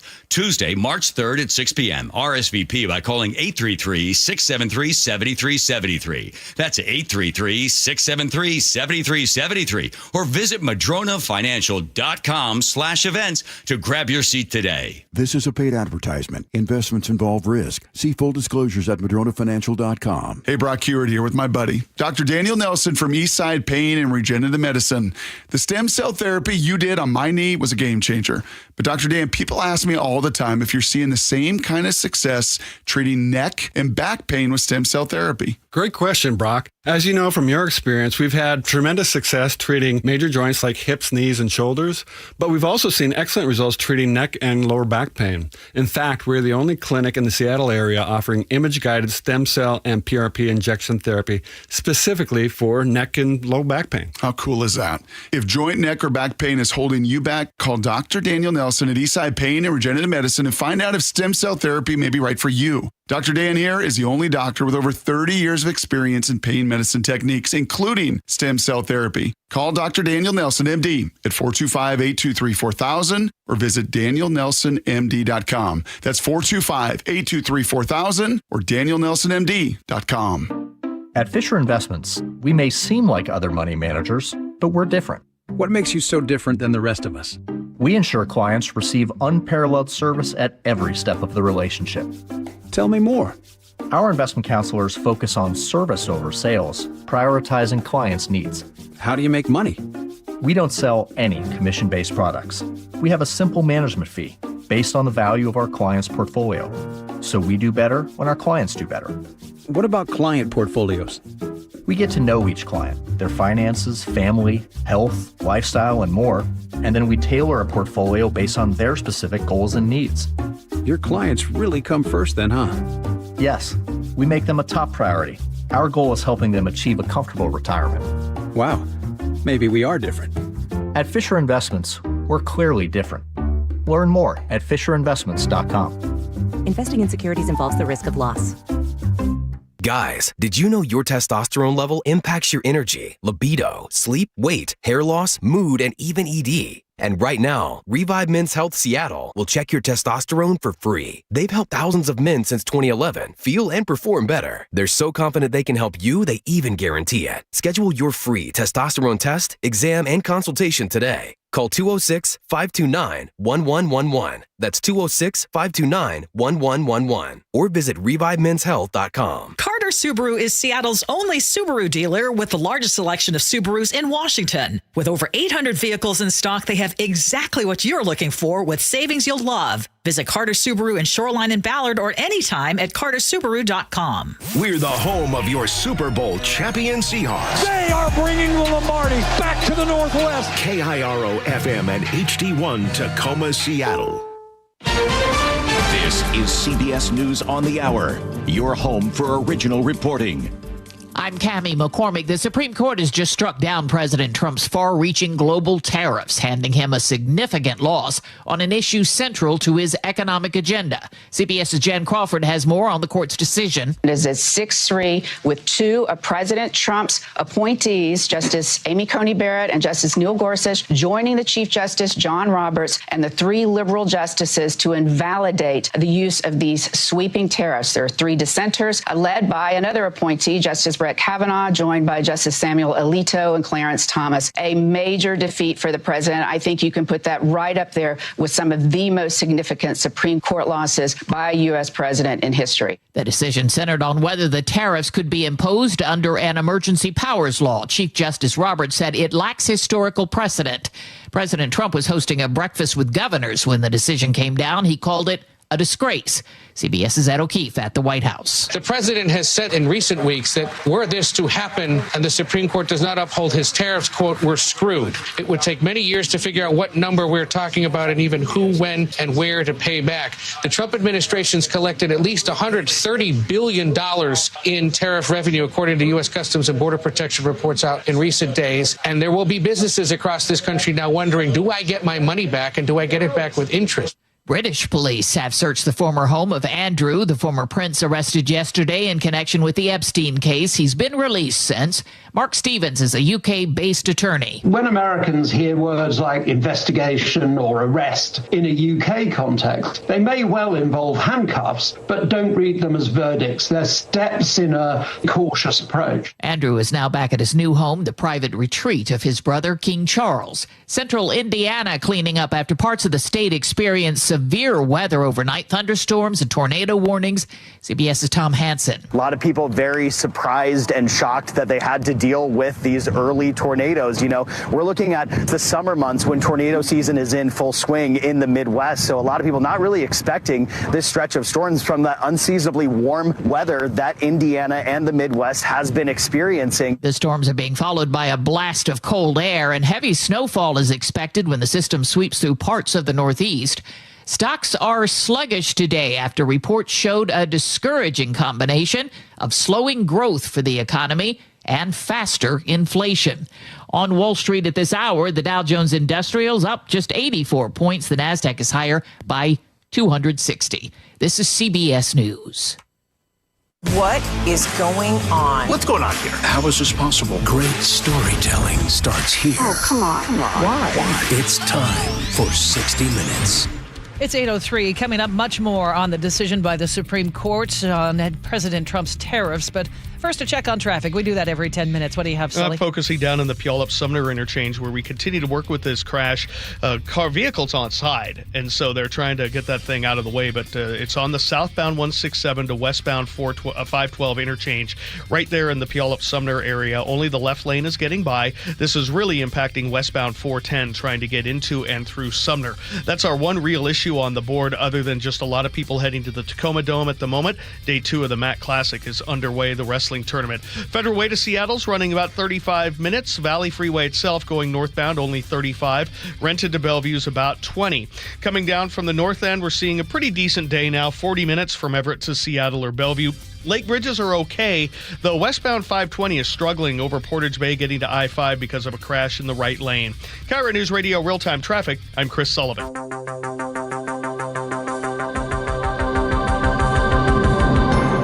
Good morning. It's 8:04, Seattle's Morning News. It's February 20th. Glad to have you with us. Well, we are following developing news, a major defeat at the Supreme Court for President Trump. CBS mentioned the court has ruled 6-3 against the president's right to impose a big chunk of his tariffs. We wanted to dig a little deeper, and KIRO News Radio's Luke Ducey joins us live. Yeah, the Supreme Court opinion is already creating not just ripples, but potentially a tsunami for so many reasons. Loyola legal professor Jessica Levinson says the justices found the Constitution gives that power of tariffs to Congress, not the president, and not the International Emergency Economic Powers Act, which the president was leveraging. When we look at this particular statute, it does not look like a delegation of Congress's authority. Like, we have the power under the Constitution. Are we now going to ship that over to you, the president? And today the court says no. All right, now for what to watch next. Well, first, let's talk about the economic fallout. In January, the president himself said on social media, if the high court overturns tariffs under the IEEPA, quote, we're screwed, and that we would face economic disaster. Well, all of that money collected under the auspices of that act will most likely now have to be refunded. We're talking about the government has been collecting about $30 billion every month. Even before the decision, thousands of importers, including Costco, Revlon, Goodyear, they all filed lawsuits at the U.S. Court of International Trade seeking refunds of an estimated $150 billion that they paid in tariffs, and that's just 3 companies. Well, Trump's Treasury Secretary has said, this is the other thing we should keep in mind, that the administration could impose, however, tariffs under other statutes, so we're keeping an eye on that. But Trump has argued that none of those other options are easy for him to impose or wield as a threat. Closer to home, domestic economy, the court's decision could cost trillions in the federal budget. The tariffs were projected to raise a significant amount for Trump's spending priorities and the deficit reduction. One estimate was $2.5 trillion over the next decade. Well, this ruling changes all of that. And finally, how will other countries now react? They might continue their tariffs. China, Canada, the EU. Remember, Trump warned of payback himself on social media back in January. Well, this could be a point of payback where we don't have tariffs to impose, but other countries say, you know what, we're not pulling back our tariffs at this point. We'll see. We'll learn much more in the coming days. Thank you, Luke. It was a tense scene near 86th and Aurora yesterday after a 35-year-old resident allegedly threatened an apartment staffer with a gun. Police say the man tried to force the worker into his apartment. Seattle Police Detective Eric Munoz says the worker escaped unharmed. Officers conducted an investigation and determined that there was probable cause to arrest the subject for kidnapping. The man barricaded himself in his apartment, but eventually officers were able to take him into custody. A 29-year-old Vancouver man now charged with arson and multiple counts of assault after police say he tore apart a trauma room at Harborview's ER on Saturday. Court documents say he became angry after being told he didn't need surgery on his wrists. Authorities say he smashed equipment and started a fire near a broken oxygen line, which could have caused an explosion. He's also accused of attacking nurses and guards. Due in court on Tuesday, bail set at $250,000. And a man was hit and killed by a train in Mukilteo yesterday. Mukilteo police say it happened about 4:50 in the afternoon in the 8100 block of Nikita Beach Road. First responders found the man's body when they got there. Police describe him as a white adult male, but he has not been identified.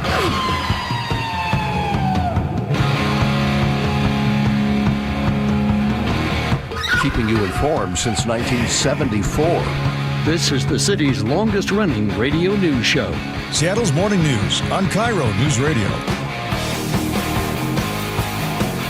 It's 8:08. It's Friday, February 20th. Not to be confused with Billy Squires, Everybody Yeah, a little Wants birdie You. in the building named Frank Lindsay let us know that. The Better Off Dead song is Everybody Wants Some by Van Halen. Not Everybody This bad Wants boy. You.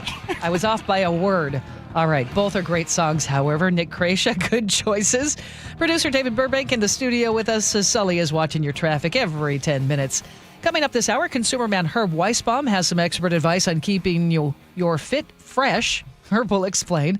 Plus, a legislative update with Mike McClanahan, host of The Impact on TVW. Of course, our Paul Holden will get us ready for the weekend with his weekend planner. It's 8:08.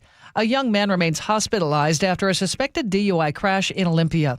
KIRO 7's Allison Amoy spoke with the 19-year-old's mother. He chose to drink and drive.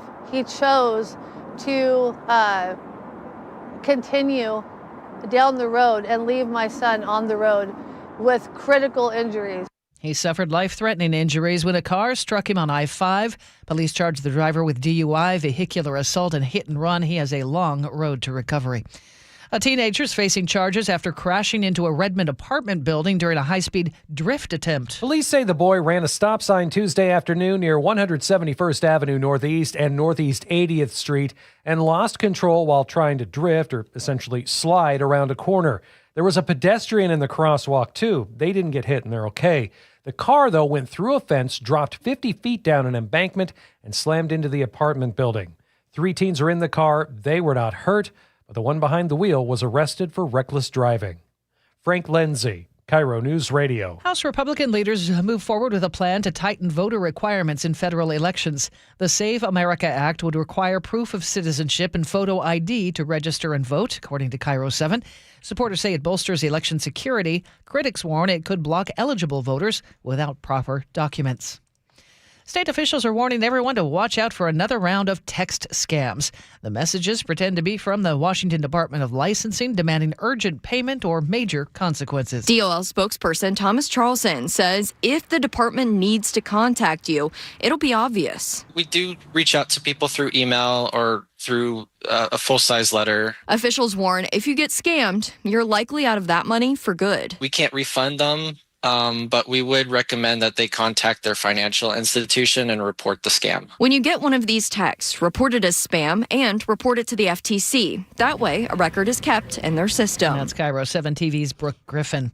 Lots of sports news this morning. The wait is over for fans of the Mariners. Swinging a drive deep to left field. This one's going up by the train. Goodbye baseball onto the tracks. Julio Rodriguez. Mariners start Cactus League play this afternoon, taking on the San Diego Padres for the first game of spring training. First pitch, 12:10. You can catch every spring training game on our sister station, 710 Seattle Sports. We're hearing from the new Seahawks offensive coordinator for the first time. Brian Fleury took the podium yesterday, describing what to expect from the Seahawks offense next season. We're going to be fast and violent and aggressive in every way that we possibly can, put pressure on defenses, both schematically and from a tempo standpoint, and just always have that type of mindset. Fleury was previously the tight ends coach for the San Francisco 49ers.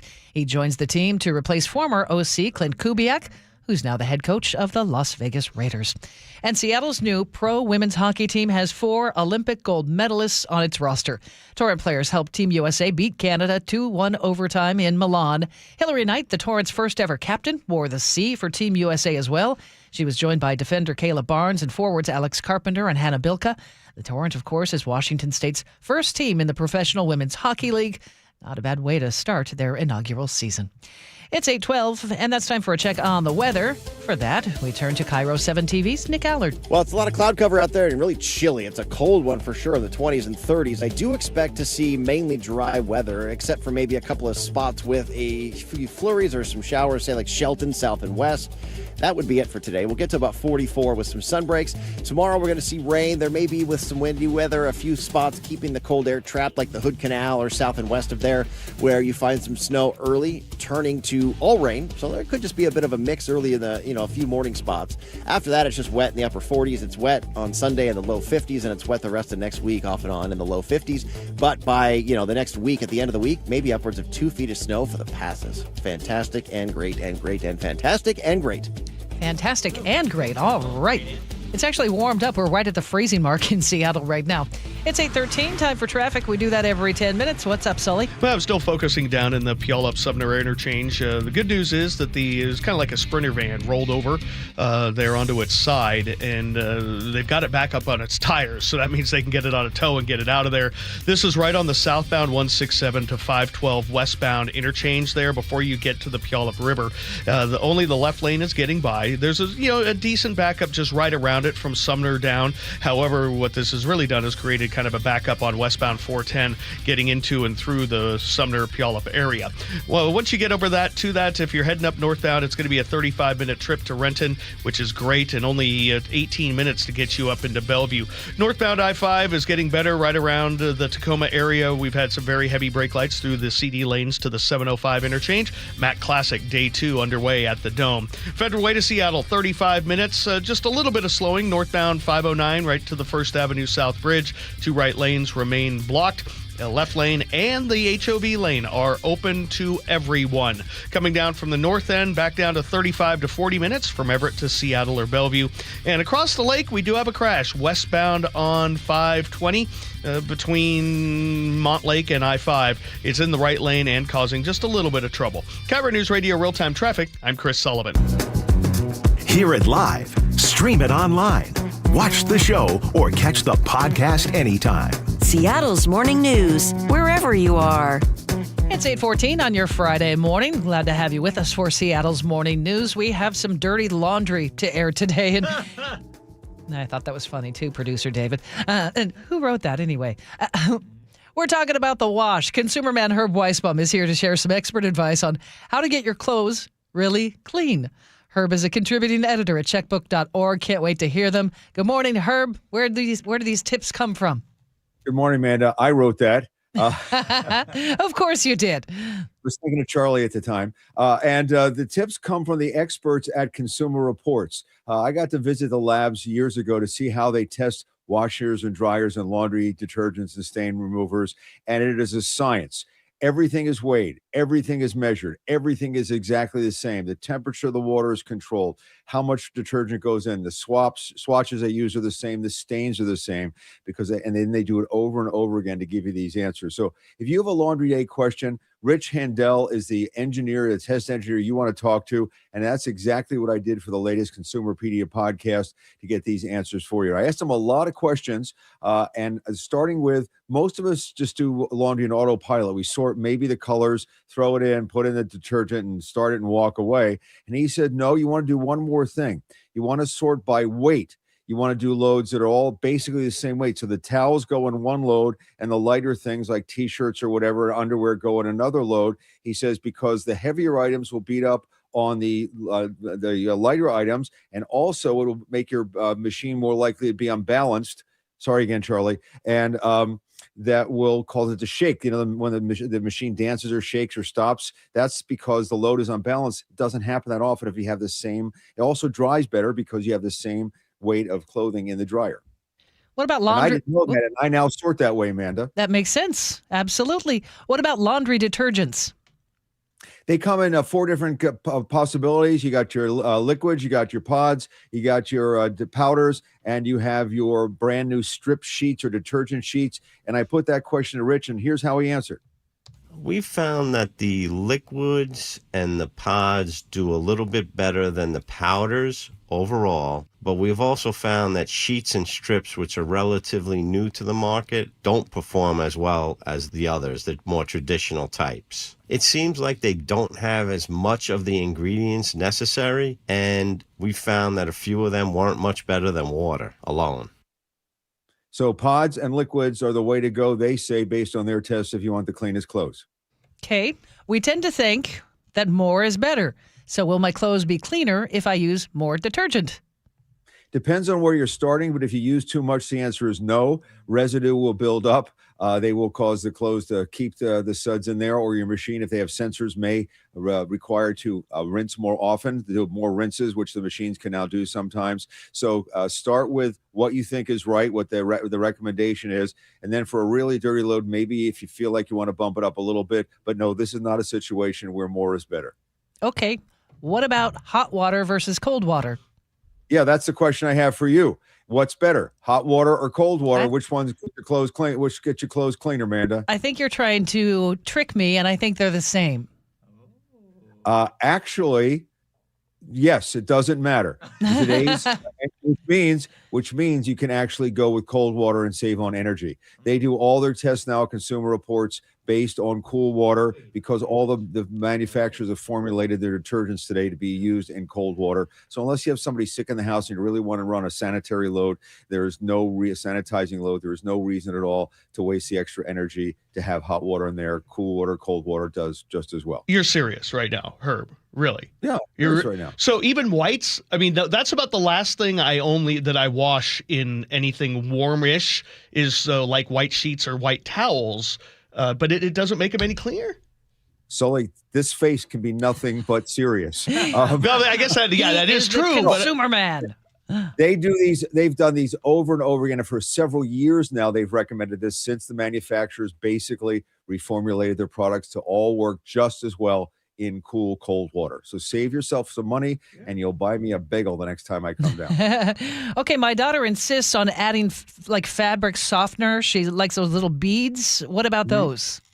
Your daughter would not get along very well with Rich Handel at the Consumer Report. Yeah, he's not a big fan. He calls it a waste of money. Here's what he told me.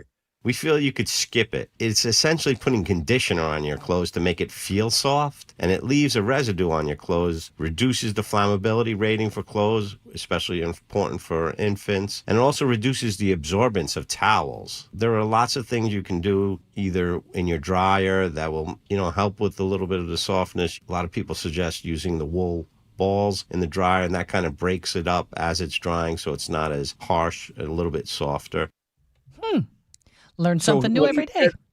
What he said was, and he didn't say this specifically to your daughter, but most people like fabric softeners for the springtime fresh smell or whatever smell they're looking for. He said, just take your favorite cologne or whatever, stick it, put a little bit of on a paper towel and stick it in the drawer, and you'll get the smell without having all the downsides of the fabric softener. But he also, did he just say there, Herb, the balls that my wife loves to put in the dryer? Those are okay. Those are not going to do anything bad or good. Yes, he said your balls are fine, Sully. Perfect. That's exactly what I wanted to hear. How about stains, Herb? We're moving along now.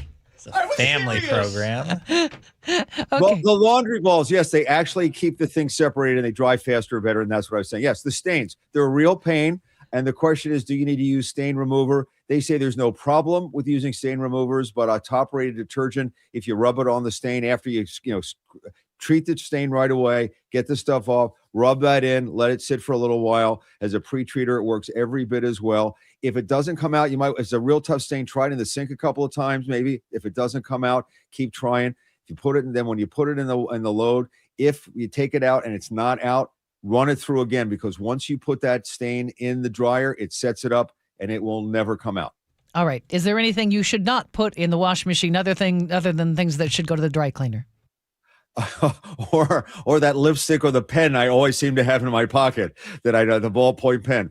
Yes, they recommend, even if the manufacturer says it's okay, they recommend not putting sneakers, like tennis shoes, or hats, baseball caps, whatever, football caps in there. They say odds are it could melt the glue, bring the glue apart, and that just may not look as it should. So they recommend spot treating your sports hats and your sneakers rather than throwing them in the wash. Yeah, that's an issue for me because I am constantly wearing baseball caps, especially when I work out or I jog. And so there's sweat stains, and the only way I think to get those out is to put them in the washing machine. And I have had to say goodbye to quite a few hats because I've put them in the wash and then they're no longer fit my head. You need to listen to Herb more often. Well, if you I feel the same way because it's all sweaty. So if you're doing working out, have like a throwaway hat. I have several now. Yeah, right. All right. I'll put your treasured Sonics cap or something in there. It's gonna fall apart. Herb, where can we find more? If you go to checkbook.org and search laundry, you'll find the article. And if you go to consumerpedia.org, it's my half-hour conversation with Rich. He talks about how to use your washer and dryer properly, make it last longer. I think he mentions cotton balls in there a couple of times. It's a fascinating conversation, consumerpedia.org. All right. Well, I can't have you say go Hawks anymore because we've already won the Super Bowl, but it is the first spring training game for the Mariners today, Herb. How about them M's? That was pretty good. Thank you. Have a wonderful weekend. Consumer man Herb Weisbaum with us every Friday. 8:23, now time for traffic. We do that every 10 minutes. Sully? New feature coming up next week with me and Herb called Bagels and Balls. No. That according to Paul in Sammamish. Thanks a lot, Paul. Don't encourage him. Herb Weisbaum on a Friday right now. It was a legitimate question. No, it wasn't. No, because those dryer balls. You were baiting him. No, because I always use them, and they always come out with. And Holly's like, "Where are those?" And I ended up playing with the. Yeah, you're still there. See, he took the bait because he knew what you were doing. It's a legitimate question. Traffic, Sully. What's happening on the roads? I don't know how to recover. Okay, we have gotten the Sprinter van up on its wheels and now up on the tow. So hopefully we'll be able to get the lanes open again on southbound 167 to westbound 510 in 512. That is in Puyallup. The backup on 410 itself in Sumner is getting much better. Shouldn't be too much longer for you guys. That's our one little spot this morning. Puyallup to Renton is running 35. Renton to Bellevue is only 20. Federal Way to Seattle's 35. We do have westbound slowing on 520 because of a crash between Montlake and I-5. Right lane is blocked there. I expect a little bit heavier than normal getting over to I-5. Coming down from the north end, we have a pretty decent drive, about 40 minutes from Everett to Seattle or Everett to Bellevue. There is some northbound slowing, though, getting up towards Silver Lake. I'm going to check into that, have more for you in 10. This report brought to you by Seattle Sports. Search Seattle Sports on YouTube. Click subscribe and get fresh video content daily. Our forecast, we're going to be partly cloudy for your Friday, headed for a high of 44. Tomorrow, look for some rain to roll in, 49, and then on Sunday into the low 50s with showers at times, but some sun breaks too. Right now, it's 32 in Seattle. Well, coming up, more of the day's top stories. Also, KIRO News Radio's Luke Ducey gets us ready for the first baseball of 2026. Mariners spring training underway. Also, an update from Olympia. We're going to check in with Mike McClanahan from TVW in Olympia. That's coming up here on Seattle's Morning News. You never know what's in store each morning once you hit the road. We've got a major traffic alert in effect right now. While you're getting ready every morning, make us part of your routine. What morning, huh? Yeah. Got off to an early start. Just tell your smart speaker to play KIRO News Radio or stream us on the app. Both directions of I-5 are closed. We'll help you get where you're going faster. Maybe bail at 512. KIRO News Radio. We're on your smart speaker, the app, and 97.3 FM. That's another amazing run by Team USA. Mom, think I'll be on Team USA one day? Well, I'll take this one. What? Are you speaking to us? Yes, and to answer your question, anything's possible, especially with Xfinity. So, I can be the best snowboarder ever?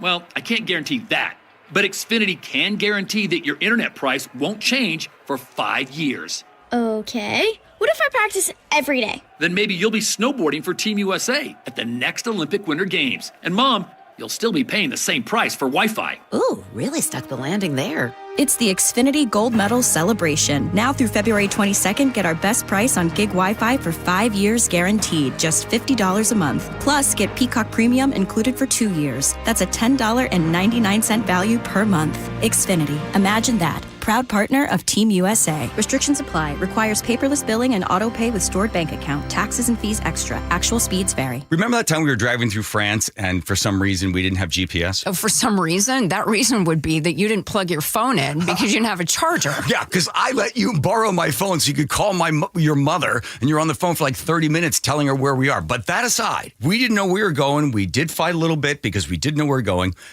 I think that Longevity Medical Clinic is like the GPS for us. They tell us which turns to make. They tell us which directions to go, right? They do. And now I feel like the two of us together have a clear path and we have more control over our own health care. Right, exactly. So you don't have to get out of the car and try to find information somewhere. It's all right there. As you're aging, all the little sort of turns you have to make in order to be able to have lots of energy and to enjoy your life. So for as far as I'm concerned, Longevity Medical Clinic is our GPS. Do what Nick and I have done. Take a free health analysis at lmclinic.com. That's lmclinic.com. Thanks for calling CM Heating. Aren't you the company that gives away free furnaces? That's us. Buy a qualifying high-efficiency cooling system and the furnace is free. Wow. Yeah, and our home comfort advisors are tax credit and rebate specialists, so they'll handle the rebate for you. Go to CM Heating for better comfort, lower bills, and a free furnace you'll love for years. Get your free estimate for furnace replacement at cmheating.com. And remember, for furnaces, fireplaces, hot water, and total home comfort, including electrical, there's no beating CM Heating. Your tax return is one of the most important financial documents you produce each year. Have you ever looked at it and wondered what else can you do to minimize your taxes? John Curley here to tell you about Madrona Financial's 1040 Treasure Hunt Workshop, a hands-on tax planning workshop that helps you use your 1040 tax return to uncover tax reduction strategies, avoid future tax surprises, and plan ahead with confidence. The 1040 Treasure Hunt Workshop is at 6 p.m. on March 3rd at Madrona Financial's Kirkland office. This free hands-on event will expose ways to pay less in taxes and plan for the future. If you want fewer surprises and more control, this workshop is the place to start. Tuesday, March 3rd at 6 p.m. RSVP by calling 833-673-7373. That's 833-673-7373. Or visit madronafinancial.com/events to grab your seat today. This is a paid advertisement. Investments involve risk. See full disclosures at madronafinancial.com. I'm worried. About what? Water. Oh? Hot water, if you really want to know. Water heater worries? Worried it's wearing down. Running out? The hot doesn't last like it used to. So you're... worried. I got a guaranteed fix. Let me guess. A new water heater. Right, but... that's what worries me. Well, worry no more. Why? What you need is an Apollo Plumbing water heater. Because? We include Wrenchy's worry-free warranty. Wrenchy's what? Worry-free warranty. Which means? When it wears out, we replace it. No extra charge. As an A-list club member, you're covered for life. For life. For as long long as you're an A-list member. You get annual life-extending water heater flushes included. So it lasts longer. Right. And when it needs replacement, you're covered. With no worries. Because it's Wrenchie's worry-free warranty. What else would you expect from the Ready Right Now plumbers? Apollo Plumbing. Home of Wrenchie's worry-free warranty. What about tankless ones? Worry-free too. Gotta love that Wrenchie. ApolloPlumbing.com. Guys, your testosterone level impacts your energy, drive, weight, hair loss, and even ED. Revive Men's Health Seattle will check your T level for free. For your free T level check, exam, and consultation, call 206-529-1111 or visit ReviveMen'sHealth.com. Now, the latest from KIRO Newsradio and MyNorthwest.com. Live from East Lake Avenue, Seattle's morning news. Good morning. It is 8:30. Developing news this morning, the U.S. Supreme Court has struck down President Trump's global tariffs, handing the president a significant loss on an important aspect of his economic agenda. CBS News legal analyst Thane Rosenbaum gave his take on the ruling. The president still has other ways to work around this ruling, statutes that specifically address tariffs. The court did not address how the president is going to handle the $100 billion he has collected so far in tariffs. Must he give it back? Will Congress intervene? The ruling was 6-3 with Chief Justice John Roberts and Trump-appointed Justices Neil Gorsuch and Amy Coney Barrett joining the three liberal justices in striking down those tariffs. Washington, Democratic U.S. Senator Maria Cantwell released a brief video statement praising the ruling. Today's decision is so important because consumers all over our state and the country have been hurt. Small businesses, manufacturers, individual households have all had to pay higher prices on product that they can't afford. In the dissent, Justice Brett Kavanaugh wrote, quote, "The tariffs at issue here may or may not be wise policy, but as a matter of text, history, and precedent, they are clearly lawful." Baseball is back after months of waiting. The Seattle Mariners open spring training play today. KIRO News Radio's Luke Ducey is here with a preview of the season's first pitch. Yeah, the Mariners begin Cactus League play this afternoon, taking on the San Diego Padres for their first game of spring training. Any extras, tickets, anyone selling? Jay Walker. Ice cold beer, ice cold beer. Let's go, ice cold beer here.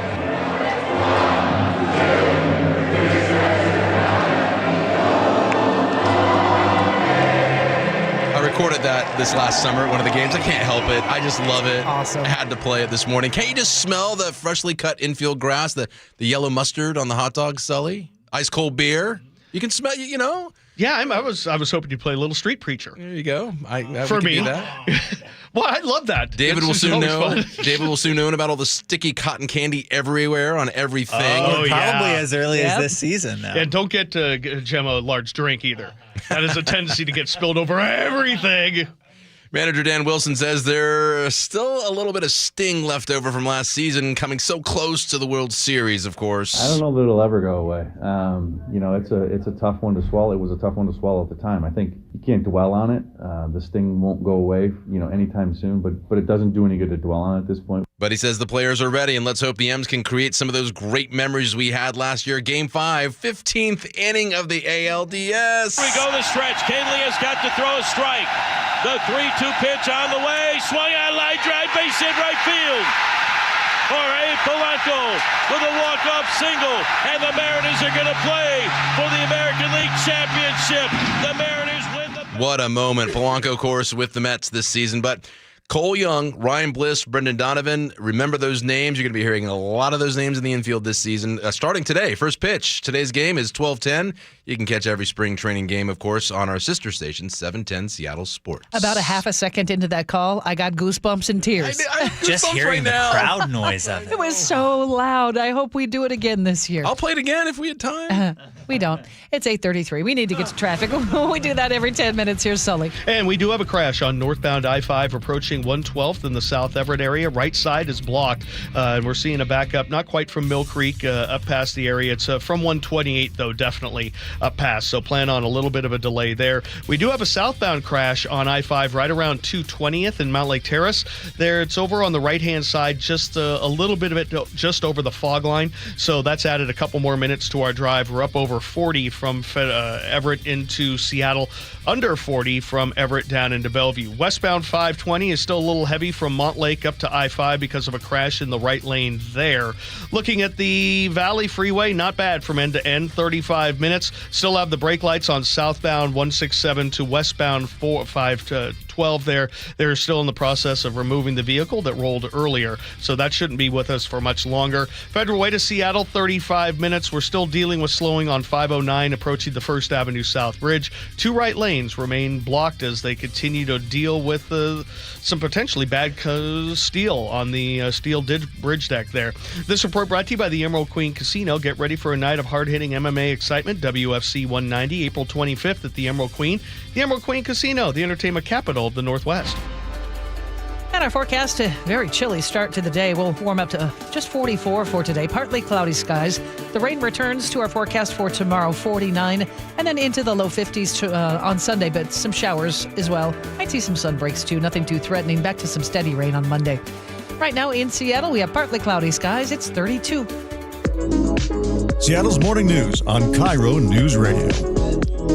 It is now 8:36, halfway through the legislative session in Olympia. Let's get an update on all the bills being discussed. Mike McClanahan is host of The Impact on TVW. He speaks to lawmakers and dives deep into pieces of legislation being discussed in the legislature. He's with us now. Good morning, Mike. Good morning, Manda. How are you? Great. So the big one this week, of course, was the millionaire's tax. It's now off to the House. The governor says it's a nice start. What's going to happen here? It's a good question.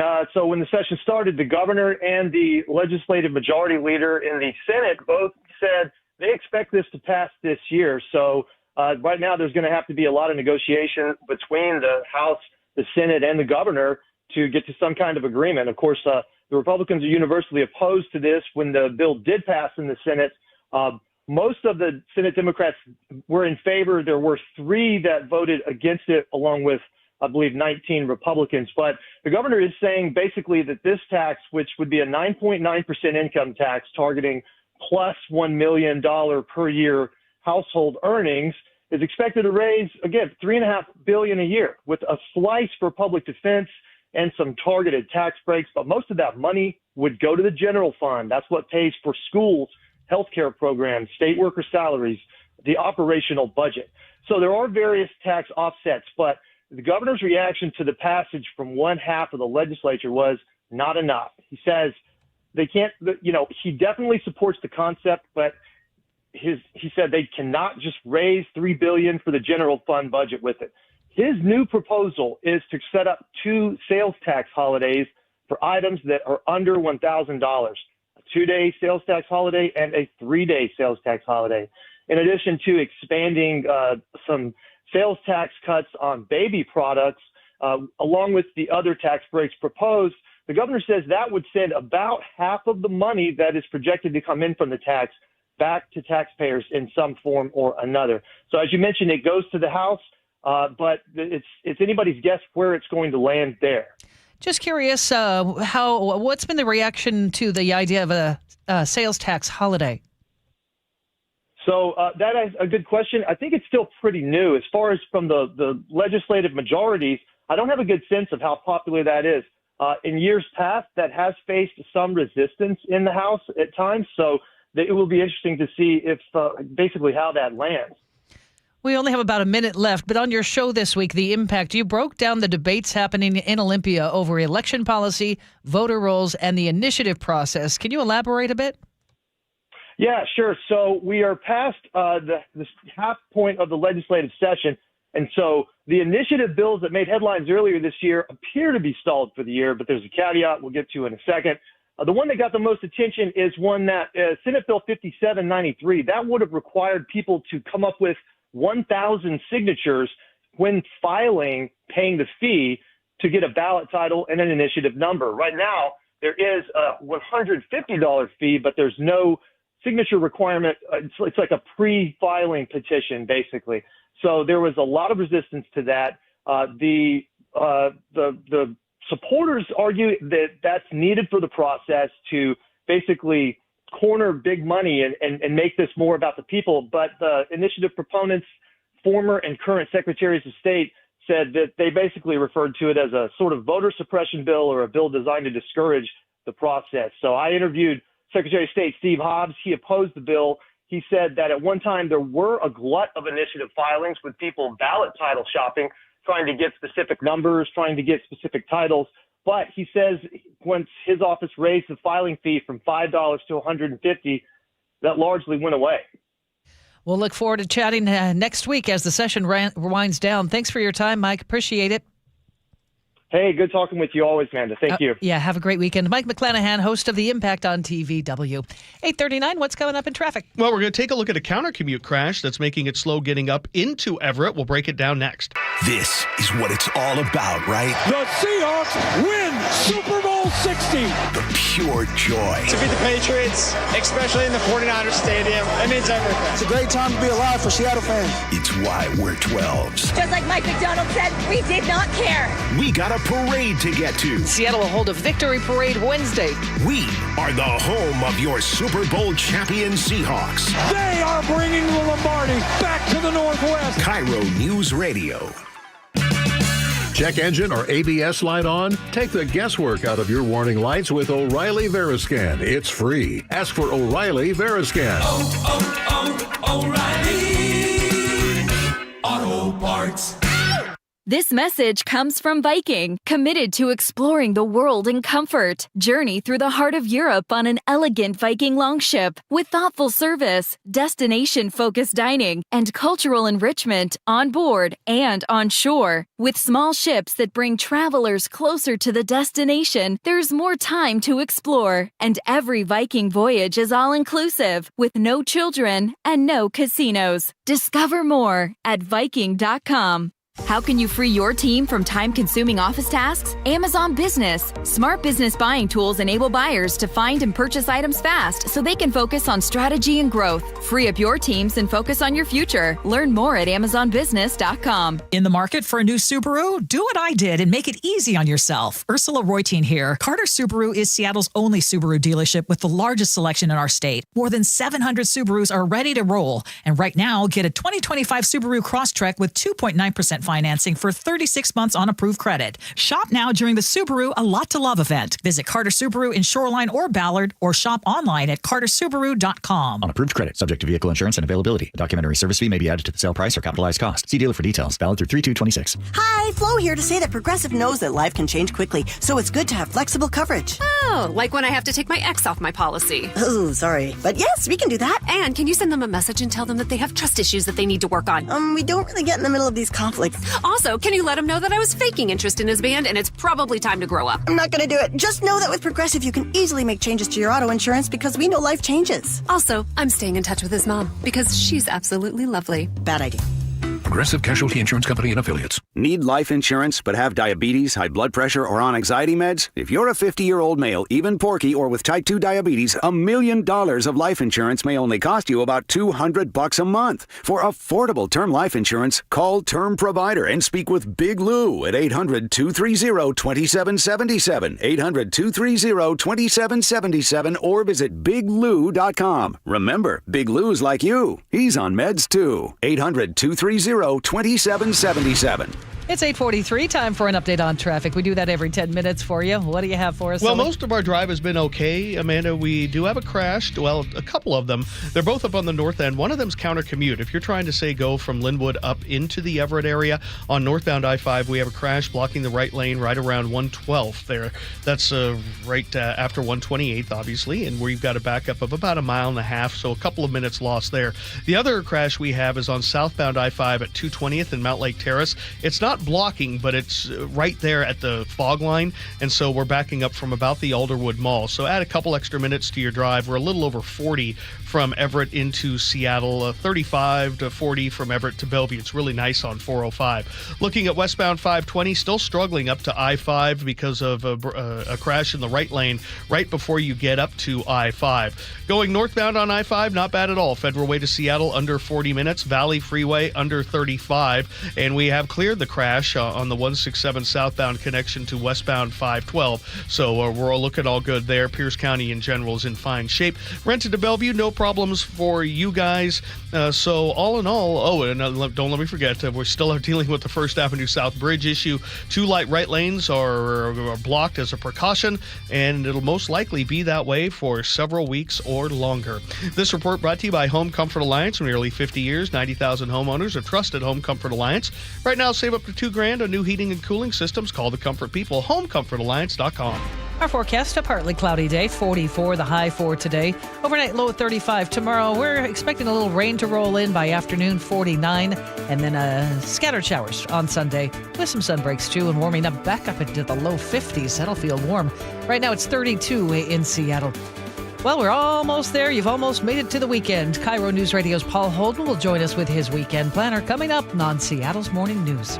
Have you thought about how your finances should change in 2026? Well, my friends at WaFd Bank can help. Right, Brad? Right, Dave. Set your financial goals and stick to them with free checking. No minimum balances or monthly maintenance fees to worry about. You also get spending tools to help you stay on top of your budget. Not only is WaFd Bank a best bank, we have more than 200 branches to serve you across 9 western states. And tell me about this voice-activated banking I've been hearing about. You can check your balance and make transfers between your WaFd accounts when your hands are full, which, let's face it, is probably most of the time. You'll also have access to free tools like person-to-person payments with Zelle, mobile check deposit, intuitive new debit card management tools to turn your card on and off, set spending notifications, and when those unfortunate times happen, submit fraud disputes right inside the WaFd mobile app. And you could choose from those great-looking Seattle Kraken and Seattle Seawolves debit cards. So visit wafdbank.com to open your account today. Non-sufficient funds charges may apply. Member FDIC. Hi, I'm Justin Shirley. We offer 0 down, 0 interest, and 0 payments for 24 months on new roofs. Call 866-ROOF-ROOF now. State Roofing and Exteriors, held to a higher standard since 1968. The team that gave me back my full head of hair, Advanced Hair, is once again the winner of the 425 Business of the Year. Dr. Parango and his world-class team begin regrowing your own natural hair the very next day. And Advanced Hair guarantees your new hair will grow, just like they did for me. Find out why Advanced Hair is the best of the best. With your free consultation, you'll receive $250 off and 250 free hair grafts. 425-449-8185 or advancedhair.com. 1-877 Cars for Kids. KARS Cars for Kids. 1-877 Cars for Kids. Donate your car today. Call 877 Cars for Kids to reach a friendly live agent. Donation's super easy, and your car can be picked up as soon as tomorrow. Call us now or go to carsforkids.org. Donate your car today. Did you know you can donate real estate too? An organized home is a happy home and a happy homeowner. John Curley here. Closets by Design made me and my home happy. Experience the quality and backing of a national brand with friendly local Seattle service. From booking the appointment to a free in-home consult to installation day, Closets by Design will leave you wowed and clutter-free. Right now, get up to 40% off plus an additional 15% off and 18 months financing and free installation. Visit closetsbydesign.com or call 1-800-BY-DESIGN to schedule today. Seattle's Morning News. Hear it live, stream it online, watch the show, or catch the podcast anytime. Seattle's Morning News, wherever you are.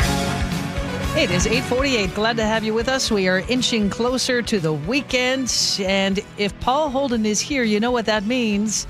It's Friday. Yes, indeed. It is indeed Friday. Not just any Friday, but baseball back. Up, look at you, sporting your colors. I got my hat. I realized, I have a lot of hoodies, but I don't have an actual Rockies hoodie, which is surprising. You got a cool Rockies hat. Well, the good news is the Rockies haven't been mathematically eliminated yet. Exactly.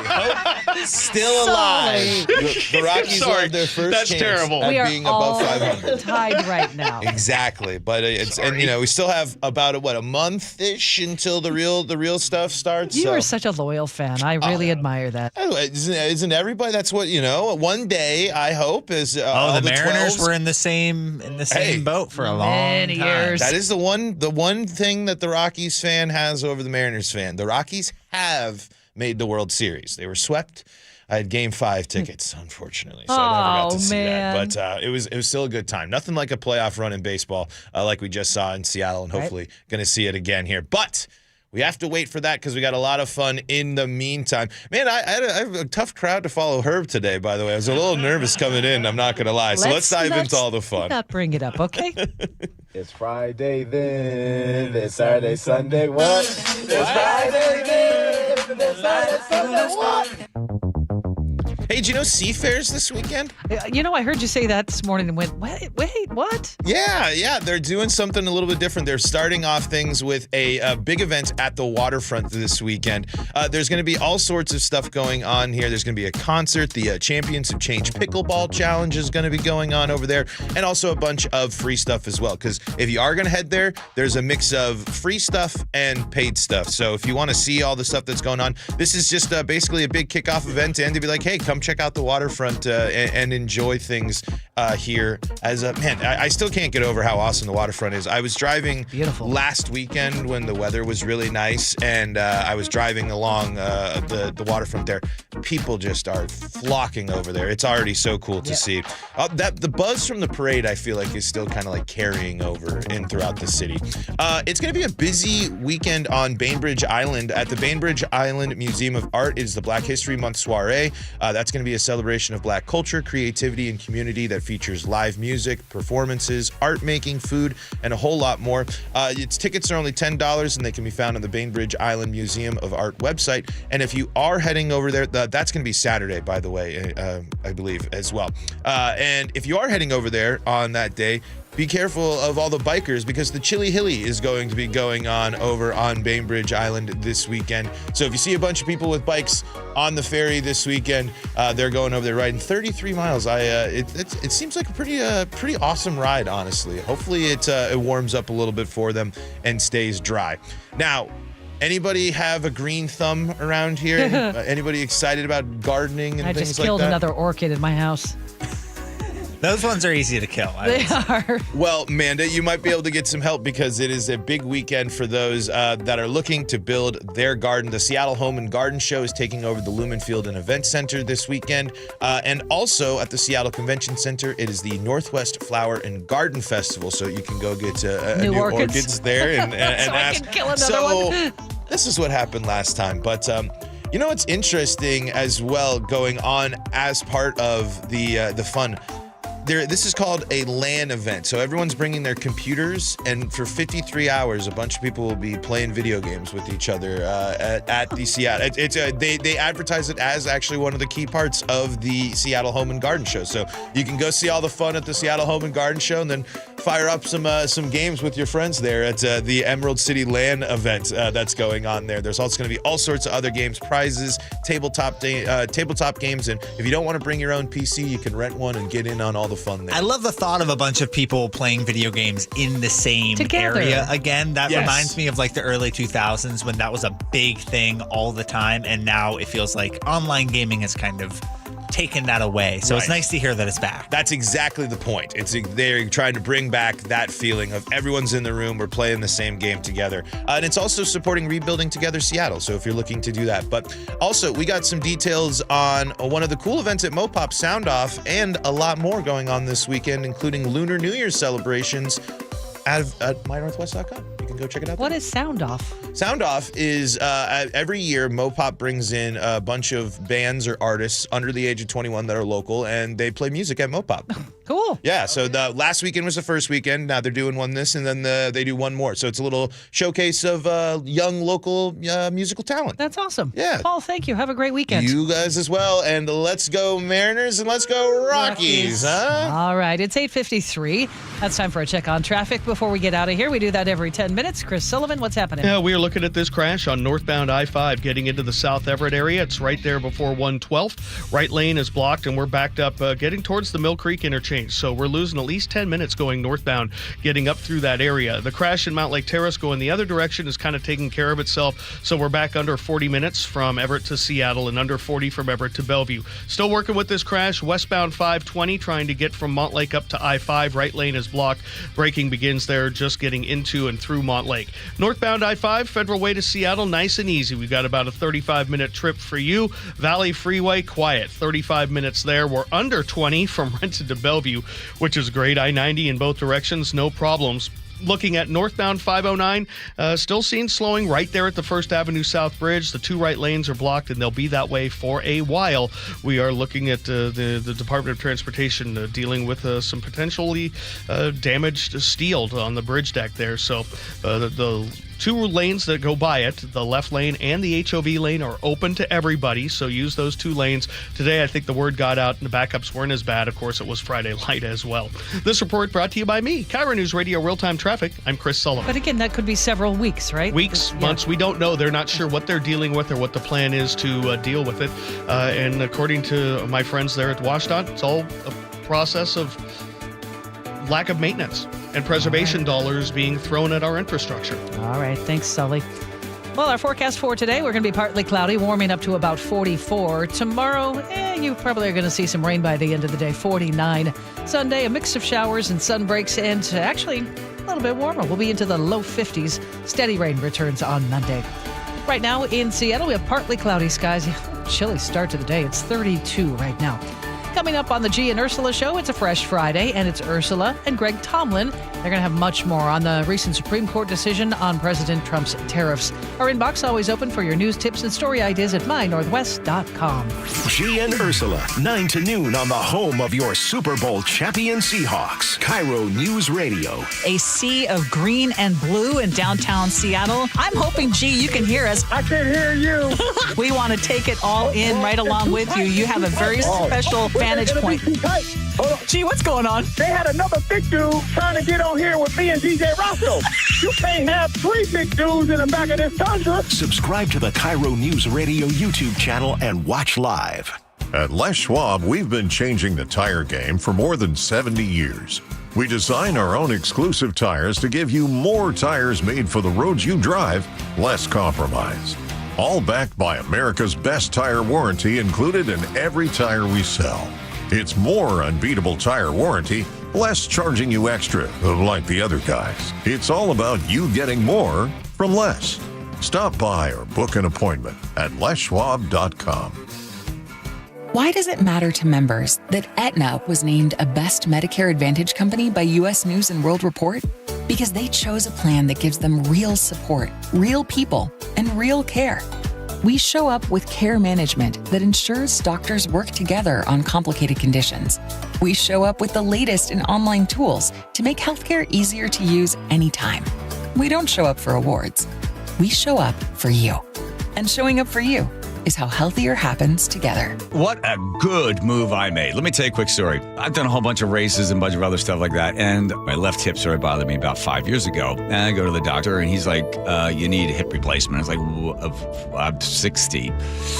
Yeah, we're going to ask you to wait a little while because we don't want you to wear the hip out. We want you and the hip to go into the grave at the same time. I said, what do you do about all this pain? Well, you could, aspirin, and you could continue to do this and that and, sleep with a pillow between your legs. I was like, no, I don't want to do this. Then I was talking to Bob Stelton over there at the sports department. So he went to Dr. Mark Wagner, and I think he had his hip done as well. So I go in there. I said to Dr. Wagner, can you fix my hip? Takes a look at the MRI. Yes. So I got the stem cell procedure. I'm telling you something. This is the best. If you've been thinking about, surgery for your knee, your wrist, your shoulder, or hip, no. Check out Dr. Mark Wagner and go to drmarkwagnermd.com. That's drmarkwagnermd.com. There's no championship league for small business owners, but if there was, you'd be at the top of the standings. Because going pro with Lenovo Pro means you've got the winning formation, one-on-one advice, IT solutions, and customized hardware powered by Intel Core Ultra processors help you stay ahead of the competition. Business goes pro with Lenovo Pro. Sign up for free at lenovo.com/pro.